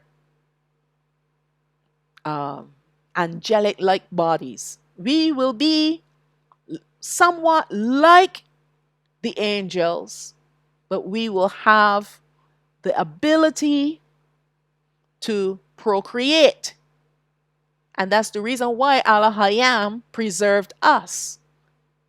Because there's a certain number of people that he wants living in our land, in our city, Yarawashalam. And that number is not being fulfilled, even though there's going to be a great number of people that are going to be resurrected to life. And only a remnant of the righteous remnant. But he wants to increase those that have been redeemed greatly. All right. So that's why they're going to have children, and their children are going to have children, and their children are going to have children to Well, we're going to have 1,000 years. So think about how many generations that's going to be. If a generation's 100, right? 100 years. All right. But we can't deal with years at this point of time because there's no more time, right? But Alahayam, we're just going to be multiplying greatly. That's why I said in previous studies that we will be the majority on the earth and the Gentile nations will be the minority. And this is the reason why. And my servant Dawad shall be their prince forever. So this is what should have been there, shall be king over them. In verse 24, he is actually going to be prince. He's going to be a leader. HaMashayach is going to be our king forever. He's our shepherd forever. But Dawad is going to be prince. He's going to be our leader, the leader over the 12 tribes. All right. And then we're going to have our elders. I'm still working on it. Trust me, I'm still working about how it's going to look. But I know there's going to be a tier system, right? And it's not because some people are going to be more important than other people, because the whole 12 tribes are going to be important to Allah Hayam Yahweh. He's going to know each and every one of us by name. But we're all going to have our purpose and we're all going to have our place, right? And because of there's no sin nature, there'll be no jealousy like I want to be there or I want that, or there's not going to be anything like that. All right? There's not going to be anything like that. But there's going to be a government set up. And it's going to be beautiful. But so far, I only have bits and pieces of it. But as I continue on in these verses, in these chapters, it will become more and more evident. And then as it becomes evident to me, then I will let you know. Verse 26, moreover, I will make a covenant of peace with them. It shall be an everlasting covenant with them, and I will place them and multiply them, and will set my sanctuary in the midst of them forevermore. So here he's talking about a covenant of peace. And this is why HaMashayach, when he gathers the 12 tribes together in the tabernacle and he officiates over the sacrifices, all right, all this is to bring reconciliation, which is the covenant of peace. All right. And he will multiply us. Verse 27, my tabernacle also shall be with them. Yea, I will be their Alahayam, and they shall be my people. Now that is covenant. Verse 28, and the heathen shall know that I, Yahweh, do sanctify Yahshua, when my sanctuary shall be in the midst of them forevermore. So the heathen speaking of the Gentiles, okay? We have looked at this chapter on a number of occasions already. Therefore, we know that this prophecy starts with the regathering of the northern kingdom, then for the reunion of the southern kingdom, Yahwada, and the northern kingdom, Yashraal. So the house of Yahwada and the house of Yashraal. Although the prophet used the names Yahwasap and Ephraim, they are of the northern kingdom. Yahwasap represents kingship of the northern kingdom, while Ephraim represents the firstborn. Alahayam wanted his people to understand their significance, especially when he regathers them. They will no longer be slaves or servants, but the leaders of the earth, and his firstborn, meaning the one who will inherit. This prophecy is pointing to the end times generation of the northern kingdom brethren, the northern kingdom brethren, who will fulfill both of these requirements. I know we haven't gotten to the east gate yet. Don't worry, I'm just setting the foundation here for you to understand. I'm just putting all the pieces together to see how from the start of Revelation chapter 19, part 1, all the way through now, part 7, is putting all those different pieces together and then adding more prophecies together to help us to understand how all of this is going to play out. All right? Now, the generation that will fit these requirements will be the ones who will go into the second Exodus into the wilderness. enter into our land and live to see the very end of time. It will be this generation that will be called up by HaMashayach to join with the southern kingdom in the tabernacle on Mount Sinai. This will be the moment when HaMashayach will join the two sticks, the two kingdoms together to make them one again. As you will soon see, there will be more involved in bringing about this reunion because HaMashayach will officiate over the sacrifices and rituals to seal the two kingdoms into one before himself and Yahweh. He will do so upon entering into or through the east gate of the tabernacle. Then call his 12 tribes together before him. We, the southern kingdom, will be already with him, but he'll be calling up the northern kingdom. All right? So let's look at Ezekiel chapter 44, verse 1. Then he brought me back the way of the gate of the outward sanctuary, which looked towards the east, and it was shut.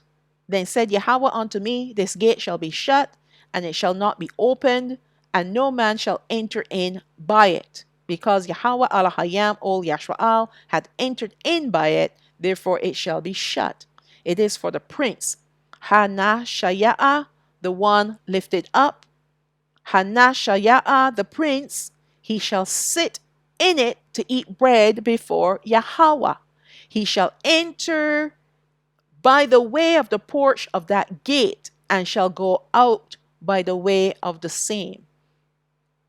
All right. Now, I know people will say, well, he could be talking about another prince of the people that does this, but we have to see prophecy, especially when it comes to Ezekiel and the various ones, that this is end time, or this prophecy is pointing to the end times. All right. And when we understand that prophecies, especially when we understand that prophecies have, most of them have a twofold event attached to them. All right. Ezekiel is speaking prophetically here. All right. He is letting us know that there is coming one who is lifted up. HaMashayach. All right. Who is coming through the east gate. And he is coming to sit in it to eat bread before Yahweh. And the way how he came in is the way how he is going to go out. And this we can attribute to HaMashayach. Because this is significant prophecies that have been given to us has to point to in one direction, and that direction is HaMashayach. That's where it points to. Alahayam, Yahweh does not give prophecy to be fulfilled by a mere man. He gives us prophecies to be fulfilled by his son. Right? There are events that must take place that involves him and him alone. Yes, it will include the 12 tribes of Yashraal, but he is the main person spoken of in the prophecies of Yahweh. So the prince here will be HaMashayach. And the reason why he said the gate was shut and no man can enter into it, it will not be opened again, and no man will enter into it, because Yahweh Alahayam Ol Yashwa'al had entered in by it. He has come in through that gate. Now, when you look at some of the prophecies of Ezekiel, we know the glory of Alahayam Yahweh comes through the east gate. All right, this is the gate that he enters through when he comes to his tabernacle to rest upon his tabernacle, to cause his glory to rest upon his tabernacle. This is his gate.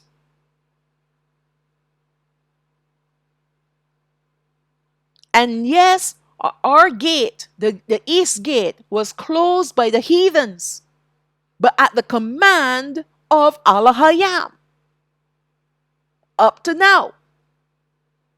He does not want that gate open because only by his son will he enter in. Well, there's no temple anymore. The gate is there, but there's no temple. All right? There's a gate, but there's no temple. And every structure in Israel will be taken down. All right? Because he will reestablish his tabernacle, and this will be the one through which HaMashayach himself will go through the eastern gate. We're not going to go through yet with him until he sounds the trumpet.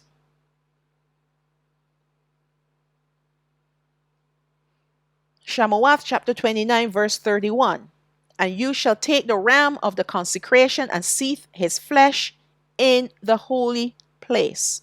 And Ahawaran and his sons shall eat the flesh of the ram and the bread that is in the basket by the door, the gate of the tabernacle of the congregation. So that's the placement of the high priest, because we know that Ahawaran was the high priest over Habanai Ol Yashwa'al, the children of Yashwa'al, the 12 tribes of Yashwa'al.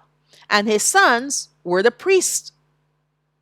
And this is where they sat to eat the sacrifice and the bread, by the gate.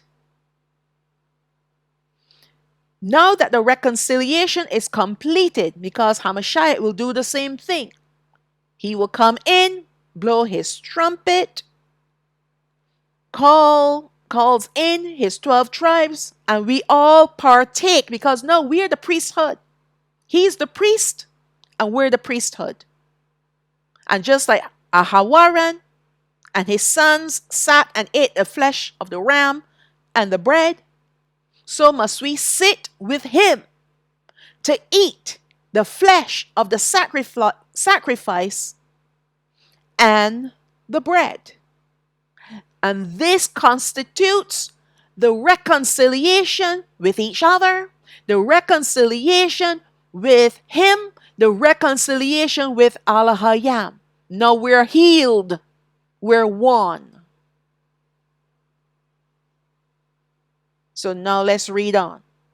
Now that the reconciliation is completed, HaMashayach will be ready to leave the tabernacle through the eastern gate to ride out with his saints, now called the 12 tribes of Yashwa'al, all on white horses, to the war in Armageddon. Now he is turning his attention to destroying these wicked people. And we're not going to have to lift one finger. We're there to watch, to see the destruction of our enemies. Let's look at Ezekiel chapter 43, verse 1. Afterwards he brought me to the gate, even the gate that looked towards the east. And behold, the glory of Allah Ol Yashwa'al came from the way of the east, and his voice was like the noise of many waters, and the earth shined with his glory. And it was according to the appearance of the vision which I saw, even according to the vision that I saw when I came to destroy the city. And the visions were like the vision that I saw by the river Chebar. And I fell upon my face. And the glory of Yahweh came into the house by the way of the gate, whose prospect is towards the east. So his glory came through the east gate. So Harawak took me up and brought me into the inner court, and behold, the glory of Yahweh filled the house.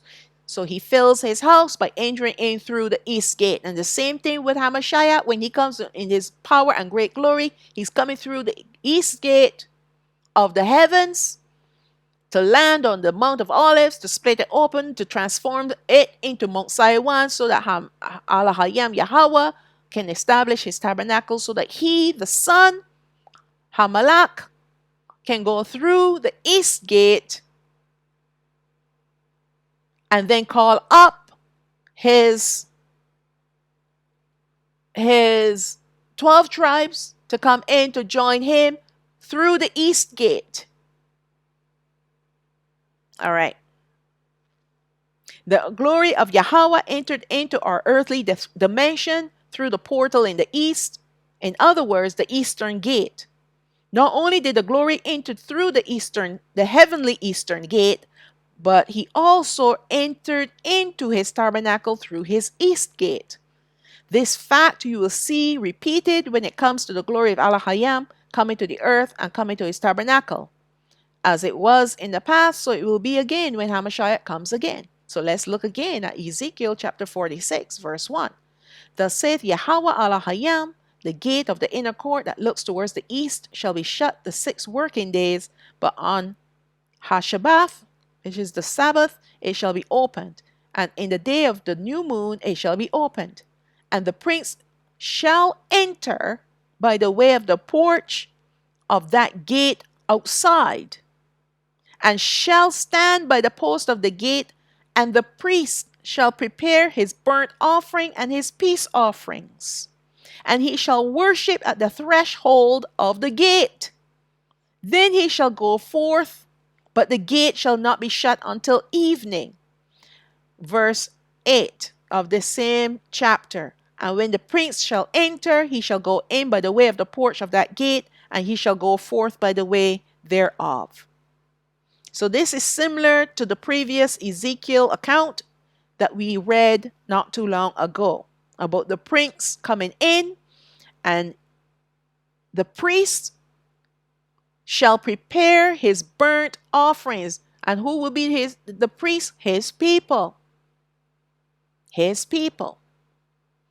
And the peace offerings. So it will be a burnt offering and peace offerings. Never again will be there will not be any more sin offerings to offer up to Allah Hayam Yahweh. Those offerings are done. All right? But it will be burnt offering and peace offerings. Free will offerings, all these offerings will be they will return in our land. In the previous verse in Ezekiel chapter 44 verse 3, we see this prince spoken of, which we know is the foreshadow of the true prince HaMashayach. Although this prophecy was spoken by the prophet during his days, it was not meant for his time, but a future event, because Babylon had him and others in captivity, and they had destroyed the temple. Therefore, this prophecy was set in the future, when the southern kingdom was in their land and the temple was rebuilt. But it also looked ahead to another period of time when the tabernacle will be established again forever in Yerushalayim. So prophecies, we have to see them as having a twofold effect, twofold events, and it's usually the second event will point to the end times, as it does in these verses here in Ezekiel. The new moon spoken above also helps us to see that when the true prince returns, there will be no moon. What do you think a new moon is? Some people, they think new moon is a full moon. How can that be? A new moon is a new moon, meaning there's no light. And light is now beginning to grow in the disk called a moon. The moon now is waxing. All right? So when the moon has no light, it is called a new moon, because a new light is coming upon the moon. Come on. When it is full moon, that means it is full of light. So a full moon cannot be a new moon. All right? All the while, the moon is waxing until she becomes full. But when she has lost all of her light, that means that there's a beginning of new light to come in her. And yes, the moon is feminine, the sun is masculine. So he's speaking of a new moon, meaning there's no moon, no light. As the sun, moon, and stars are gone at this time. However, remember that this prophecy is twofold. And the first time of fulfillment will be a time when there will be the luminaries, but the second time around there will be no more luminaries. So it still fits. You call it a new moon? There's no moon, right? There's no light from the moon the first time for this fulfillment, and there's definitely no moon the second time for this fulfillment. We have to glean the significance of these prophecies, especially when they're connected to other prophecies and the end times. We're given the information to understand what life will be like and what worship will be like when HaMashayach comes again and the 12 tribes are reunited. Once all of the rituals are completed in the tabernacle, HaMashayach will gather his 12 tribes together to leave by way of the east gate to head out to the valley of decision. It will be with a shout from Sayawan that will begin this journey to destroy the evil entities and their armies. So let's look back again at Yawa'al, Joel chapter 3 verse 14. Multitudes, multitudes in the valley of decision, for the day of Yahweh is near in the valley of decision. It's almost here, almost time to be destroyed, multitudes. Verse 15, the sun and the moon shall be darkened, and the stars shall withdraw their shining. Yahweh also shall roar out of Saiwan. When you say Yahweh here, that's talking of Yahwasha'o. Yahwasha'o, HaMashayach. He's the one that's going to roar out of Saiwan because now he's getting ready for war. This is the war cry. This is the war cry. He's getting ready to ride out with his saints, the 12 tribes of Yashua, all on white horses, and utter his voice from Jerusalem, and the heavens and the earth shall shake. No wonder these people are going to be in fear and in pain like a woman in travail. But Yahweh will be the hope of his people and the strength of Habanai ol Yashua. Now that we've put all the pieces together, now do you see how everything just fits snugly and perfectly together? Now we're seeing the end times events surrounding the return of HaMashayach and the war of Armageddon and all the events in between. The reconciliation of the 12 tribes together and towards HaMashayach and to Yahweh. Now we see how it all fits together. And how will it all end for HaMashayach and his saints? Their enemies will melt just where they stand while fighting against each other. We will see it with our eyes. That's the whole point. Just like our forefathers, when they left Goshen, and remember what Masha said to them? The people that you see, your enemies that you've seen, you shall see them no more. Stand still. Stand still and see your salvation. Stand still and see the destruction of your enemies. After they crossed the Red Sea, they stood on the shores of the Red Sea and they're watching as the chariots are riding hard with Pharaoh and his armies. And as soon as they got in the middle, the walls of water on both sides collapsed upon them, destroying them forever before the eyes of Yashraal. These were the ones that were persecuting them. These were the ones that had them enslaved. These are the ones that tormented them. And now with their two eyes, they can see the destruction of their enemies. And this is the reason why HaMashayach is causing us, the 12 tribes of Yasha'al, to ride out with him to see the destruction of our enemies with our two eyes. Because for generations, we have been tormented by their forefathers, and even we have been tormented by them. All right? We have been tormented by them. That's why Al-Hayam does not want us, especially the southern kingdom, to take revenge on our enemies. We're not to pick up the sword to fight against anyone. We need to hang tight and be ready to be regathered.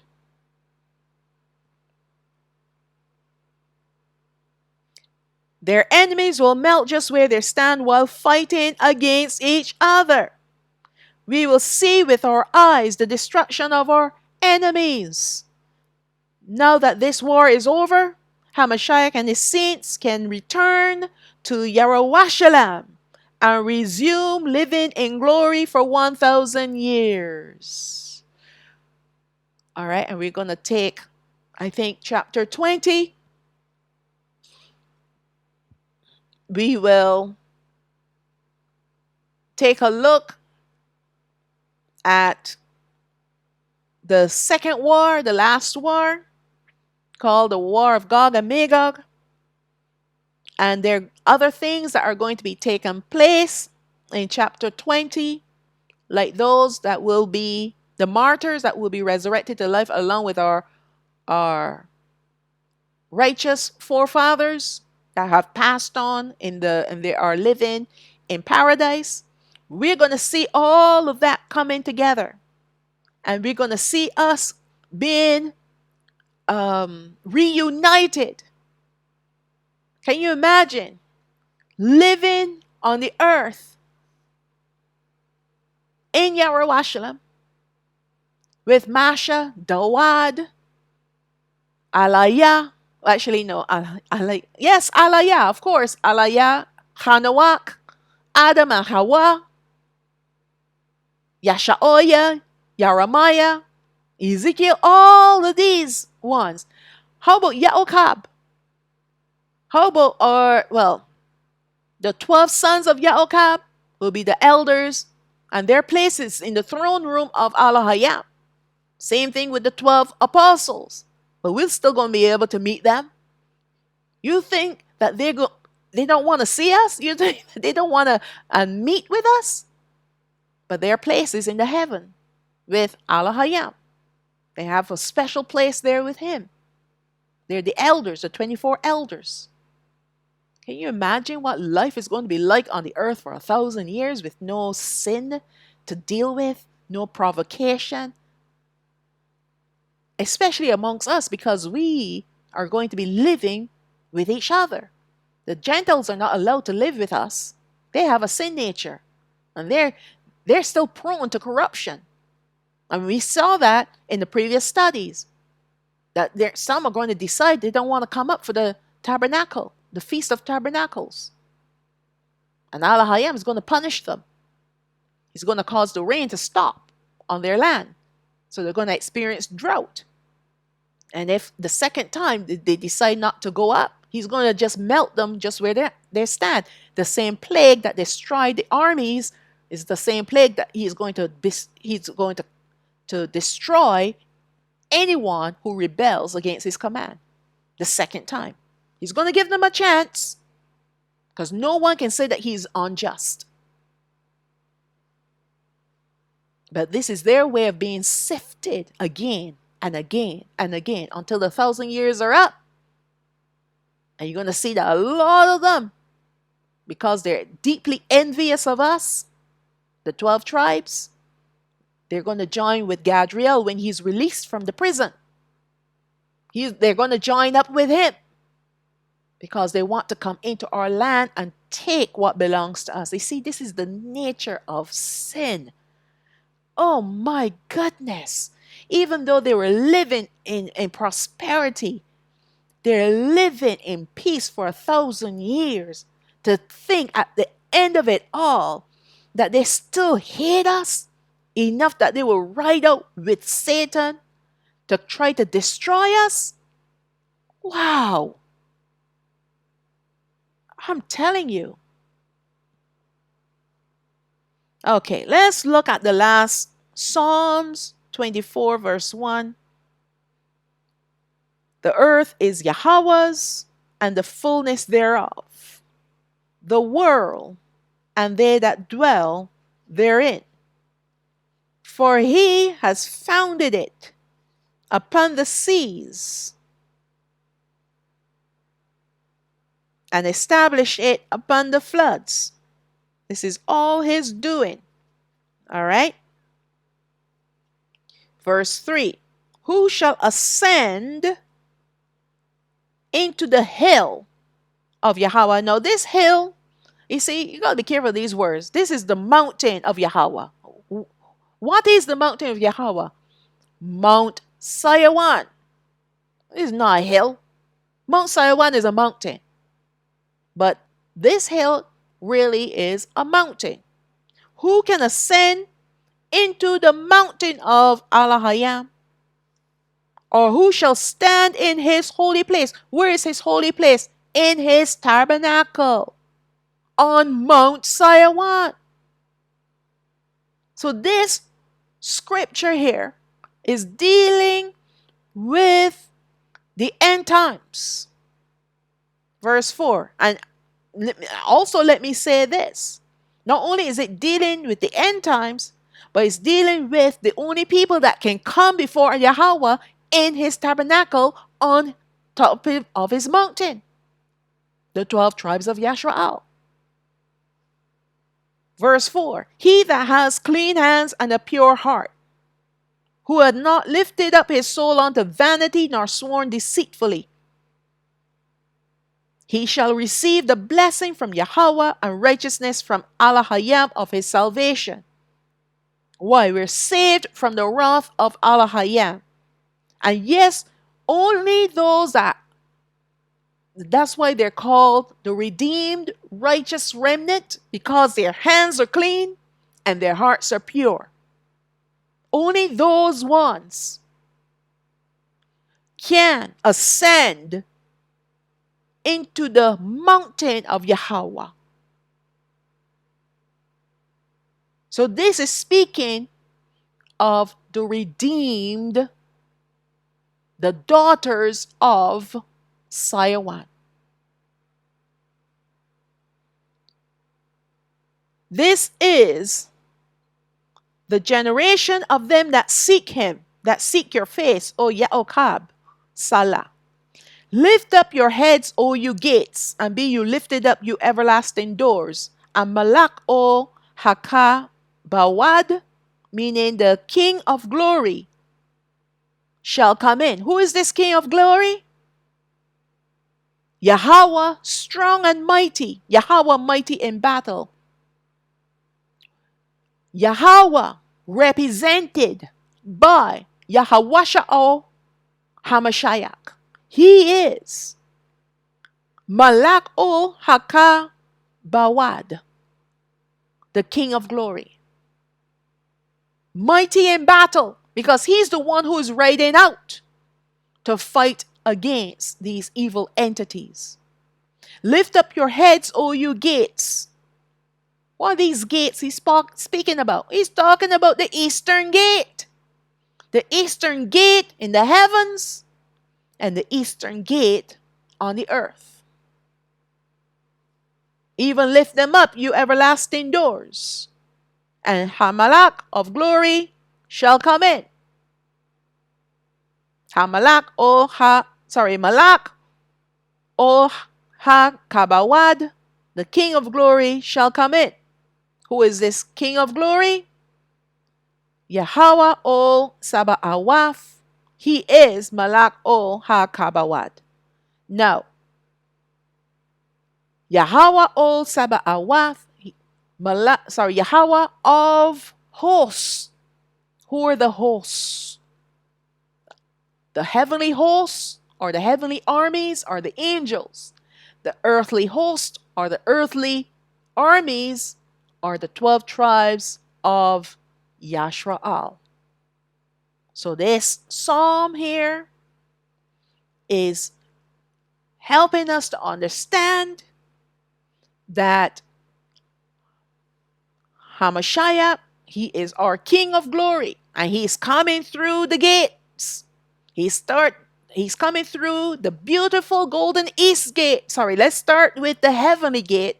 He's coming through the heavenly eastern gate, then to enter through the beautiful golden east gate, and also to exit when he rides out to fight in the valley of decision. Now tell me if this is not a glorious ending to all the torments and torture that we have been through as a people. Tell me if this isn't even tell me if this isn't a wonderful ending to all the evils and wickedness that has been done on this earth. I'm telling you about the things that I'm seeing and hearing.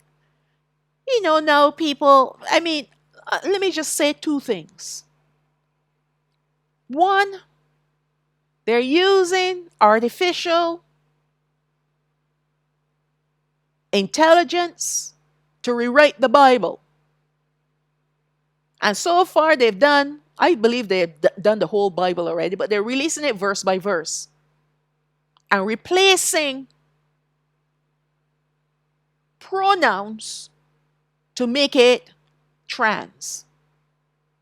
Now, for the sake of the algorithm on this platform, I'm going to speak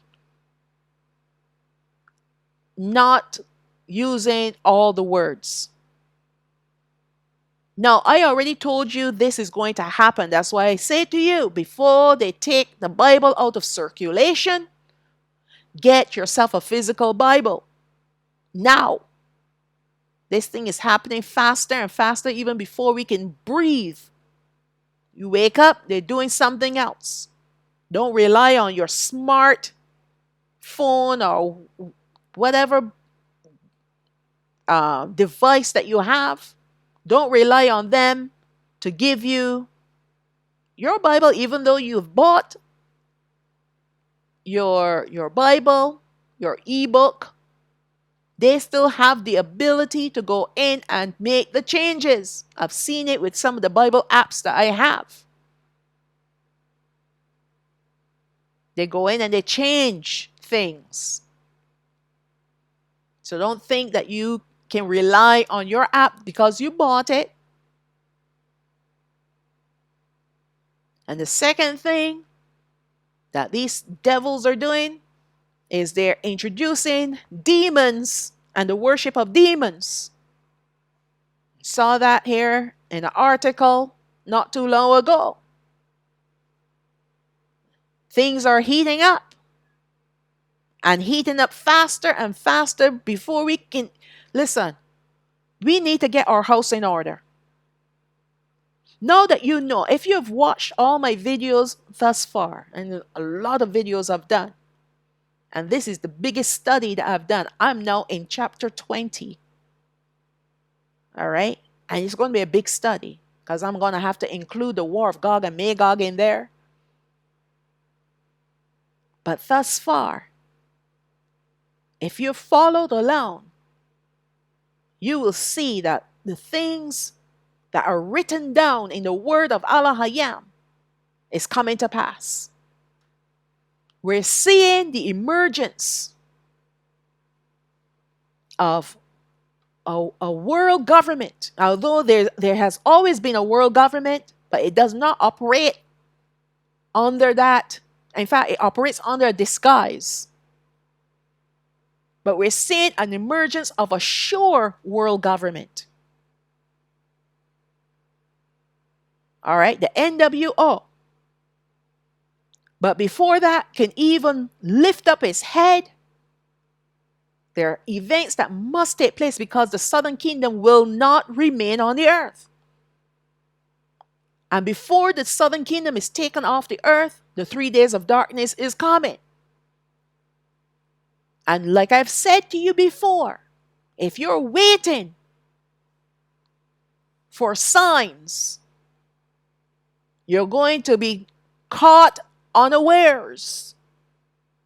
And the 3 days of darkness will fall upon you while you're unaware. And you cannot become aware after the fact because your fate is sealed. You're doomed for destruction. Stop trying to live in this world. Stop trying to be a part of this world. We were never meant to be in this world, to be a part of this world, to be under this system. We are sojourners. What we need to do is get our house in order. There's destruction coming for the wicked, whether it is our people or the Gentiles or the minions or the devils or demons or fallen angels. Destruction is coming, and the only person that is going to win this war is Yahweh, Elohim, HaMashayach, and his saints. The devil isn't winning this. The Satans aren't winning this. Even the wicked that are ruling this world, the agents of Satan, they're not winning this either. And they're all going to land in the lake of fire. And if we're not careful, we're going to be in there with them. Because we choose to live unrighteously and in disobedience to Elohim. It's time to wake up.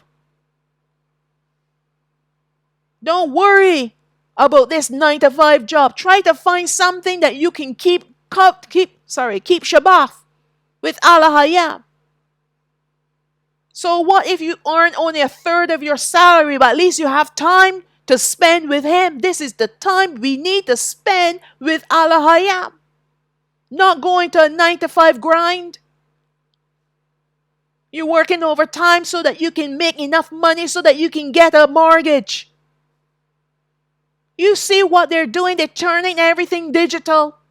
Every penny that you're saving, if you don't comply to their wishes, is gone. It is gone. And you would never see any of that money again. That's why they're giving out money like toothpicks. Because they know at the end of the day, they're going to come in and steal everything from all y'all. I'd have nothing for them to steal. Thank goodness for that. All you people holding on to retirement income, and you got shares in this thing, and you got Bitcoin and gold and silver and all these different things, thinking that that's going to help you in the end times. None of that is going to help you. There's only one person who can help you, and that is HaMashayach. Once you turn to him, he sends his spirit to you, and his spirit helps you to find your path, and he helps you to stay on the path until you're saved. You're not safe yet, and you're not saved yet. We need to stop thinking like these Gentiles. These Gentiles, all they think about is income. What they're going to eat and what they're going to drink and where they're going to live. That's all they think about. That's the Gentile mentality. And a lot of our people think that way. We need to stop thinking that way.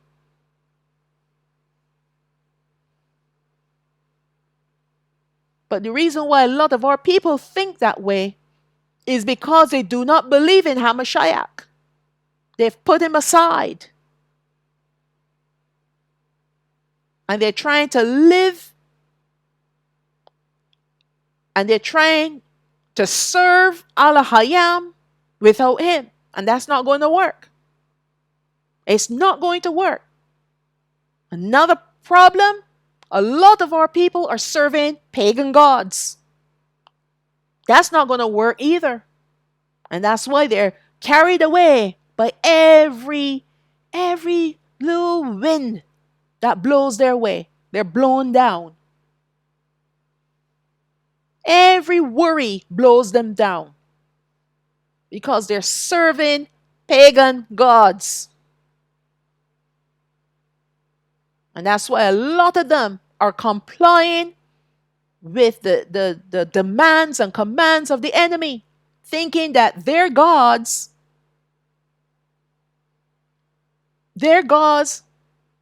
will forgive them because their gods know that they need to live and they need to work and they need to get money.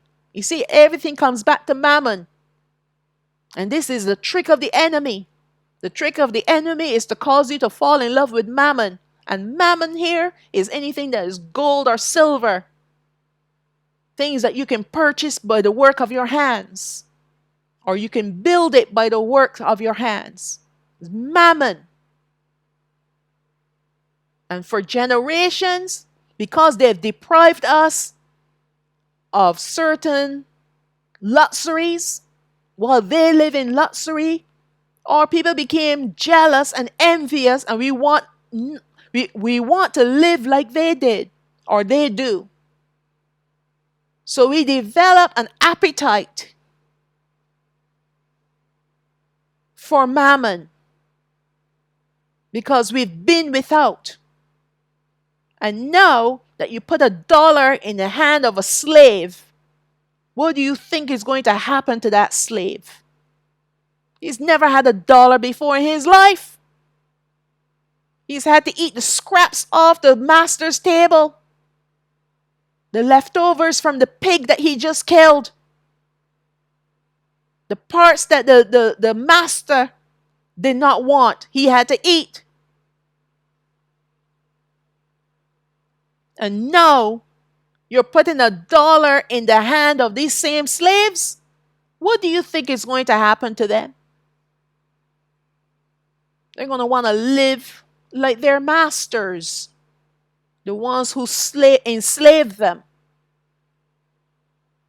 And here comes HaMashayach telling them to sell all their goods and give to the poor. They'll be like, you crazy? Well, they're not saying that to him, because HaMashayach will send his servants with the message. And the first response to him will be, you want me to give up this? This is too sweet for me. This is too sweet for me.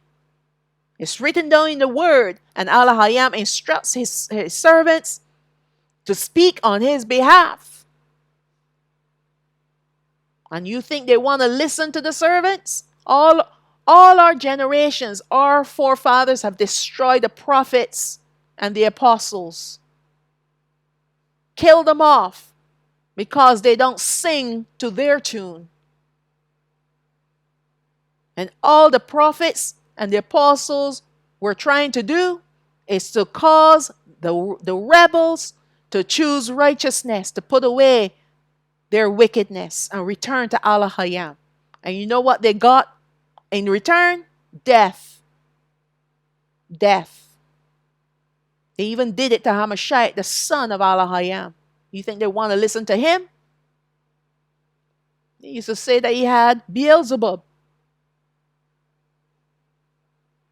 But this is the nature of sin, ran by the sin nature that is within us. But we have the ability to master our sin nature if we walk in obedience to HaMashayach. But like I said, you put $1 in the hand of a slave. Wow. All he's going to want to do is to make another $1 and another $1, compromising himself. He doesn't care about worship. He doesn't care about anything. As long as it has a $sign attached to it, that's all he cares about, or she cares about.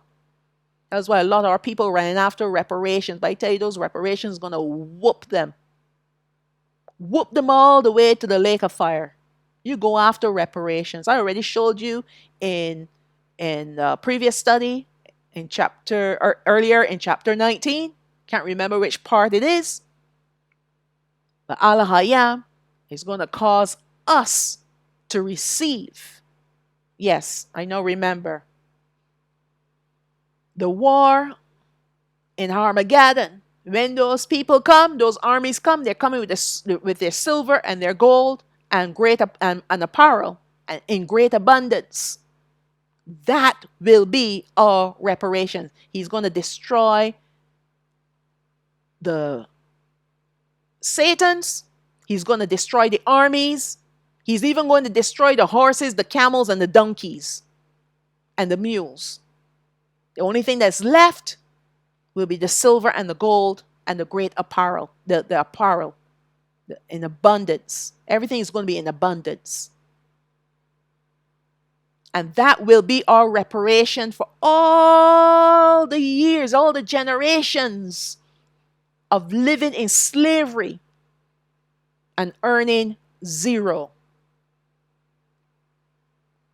All right? And it will be clean.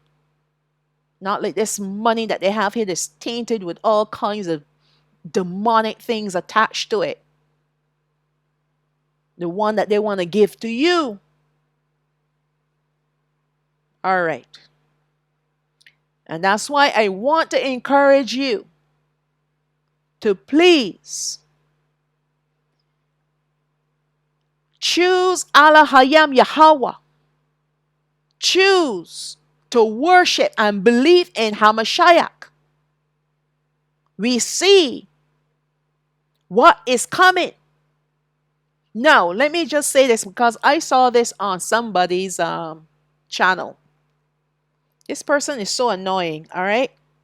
Sorry to say this, but it's true. A lot of our brethren, when I sit and I listen to them teaching and preaching, so annoying. This one is teaching people that the book of Revelation, in fact, the New Testament is fake. All right? They're only going by the Old Testament. So in actual fact, what they're also teaching is that HaMashayach is a plant. But when you look at this person, you can tell that this person is not of our genealogy. No, they're not. And that's the thing about a lot of these people that are out there teaching this nonsense. And the reason why some of our people, the true offspring, will gravitate towards these people is because whatever they're teaching, the lies and the deception, the darkness, is allowing them to continue on in their darkness. All right? Because when the truth comes at you, it convicts you of your sins. And many of our people do not like to be convicted. They want their backs patted and patted. They want people to praise them, to glorify them. That's what they crave. And that is the worship of self. Stay away from people like that. Stay away, far away from people like that. Get into the word. Get into the truth. Return to HaMashayach. If you're one that is denying him, unfortunately, there's no way for you to find your way back. Right? He said, you can only sacrifice him once. You can only crucify him once. Can't do it again. But if you're kind of like hovering on not sure, be sure after watching these videos that I've put together. Be sure. Be sure. All right. Now that's the ending of chapter 19. Now we move on to chapter 20. It's going to be marvelous. I'm telling you, we're winding down. Soon we'll be finished with the book of Revelation. Hopefully, I would like to move on to, I have a few ideas of a few things that I want to do. For example, I want to get into the calendar, if that's the way where Alahayam is leading me, or Wakakadash is leading me. But I have a few titles, I have a few things that I could, wherever he leads me, I will go. I'm willing to go because only through him helps me to put these studies together effortlessly. Yes, he does. All right. So we'll see. So for now, I'm going to read the blessing for Yashraal, the Barayam, chapter 6, verse 24 to 26, the book of Deuteronomy, chapter 6, verse 24 to 26. Yabarakak Yahweh, Wayashamarak. May Yahweh bless you and keep you. Ya'ar Yahweh Panayo Alayak Wayachanak. May Yahweh cause his face to shine upon you and have favor on you. Yasha'a Yahweh Panayo Alayak Wayasham Lak Shalawam. May Yahweh lift up his face upon you and give you peace. And now we're going to read the command of Allah Hayam that we need to recite every day. And that's from Debarayam, chapter 6, verse 4 and 5. I know some places I said, I'm so sorry, I said 4 and 6, but it's actually 4 and 5. So Deuteronomy, chapter 6, verse 4 and 5. Shama'o Yashwa'al Yahweh Alahayana Yahweh Achad wa Ahabath Af Yahweh Alahayak Bakal Babak Wabakal Napashak Wabakal Ma'adak. And that means that in English here, we say, Hear, O Yashwa'al, Yahweh our Alahayam is one Yahweh. And you shall love Yahweh, your Alahayam, with all your heart, and with all your soul, and with all your might. And with that, I will say to you, Shalom, Shalom, all praises to the Most High, Abba Yah.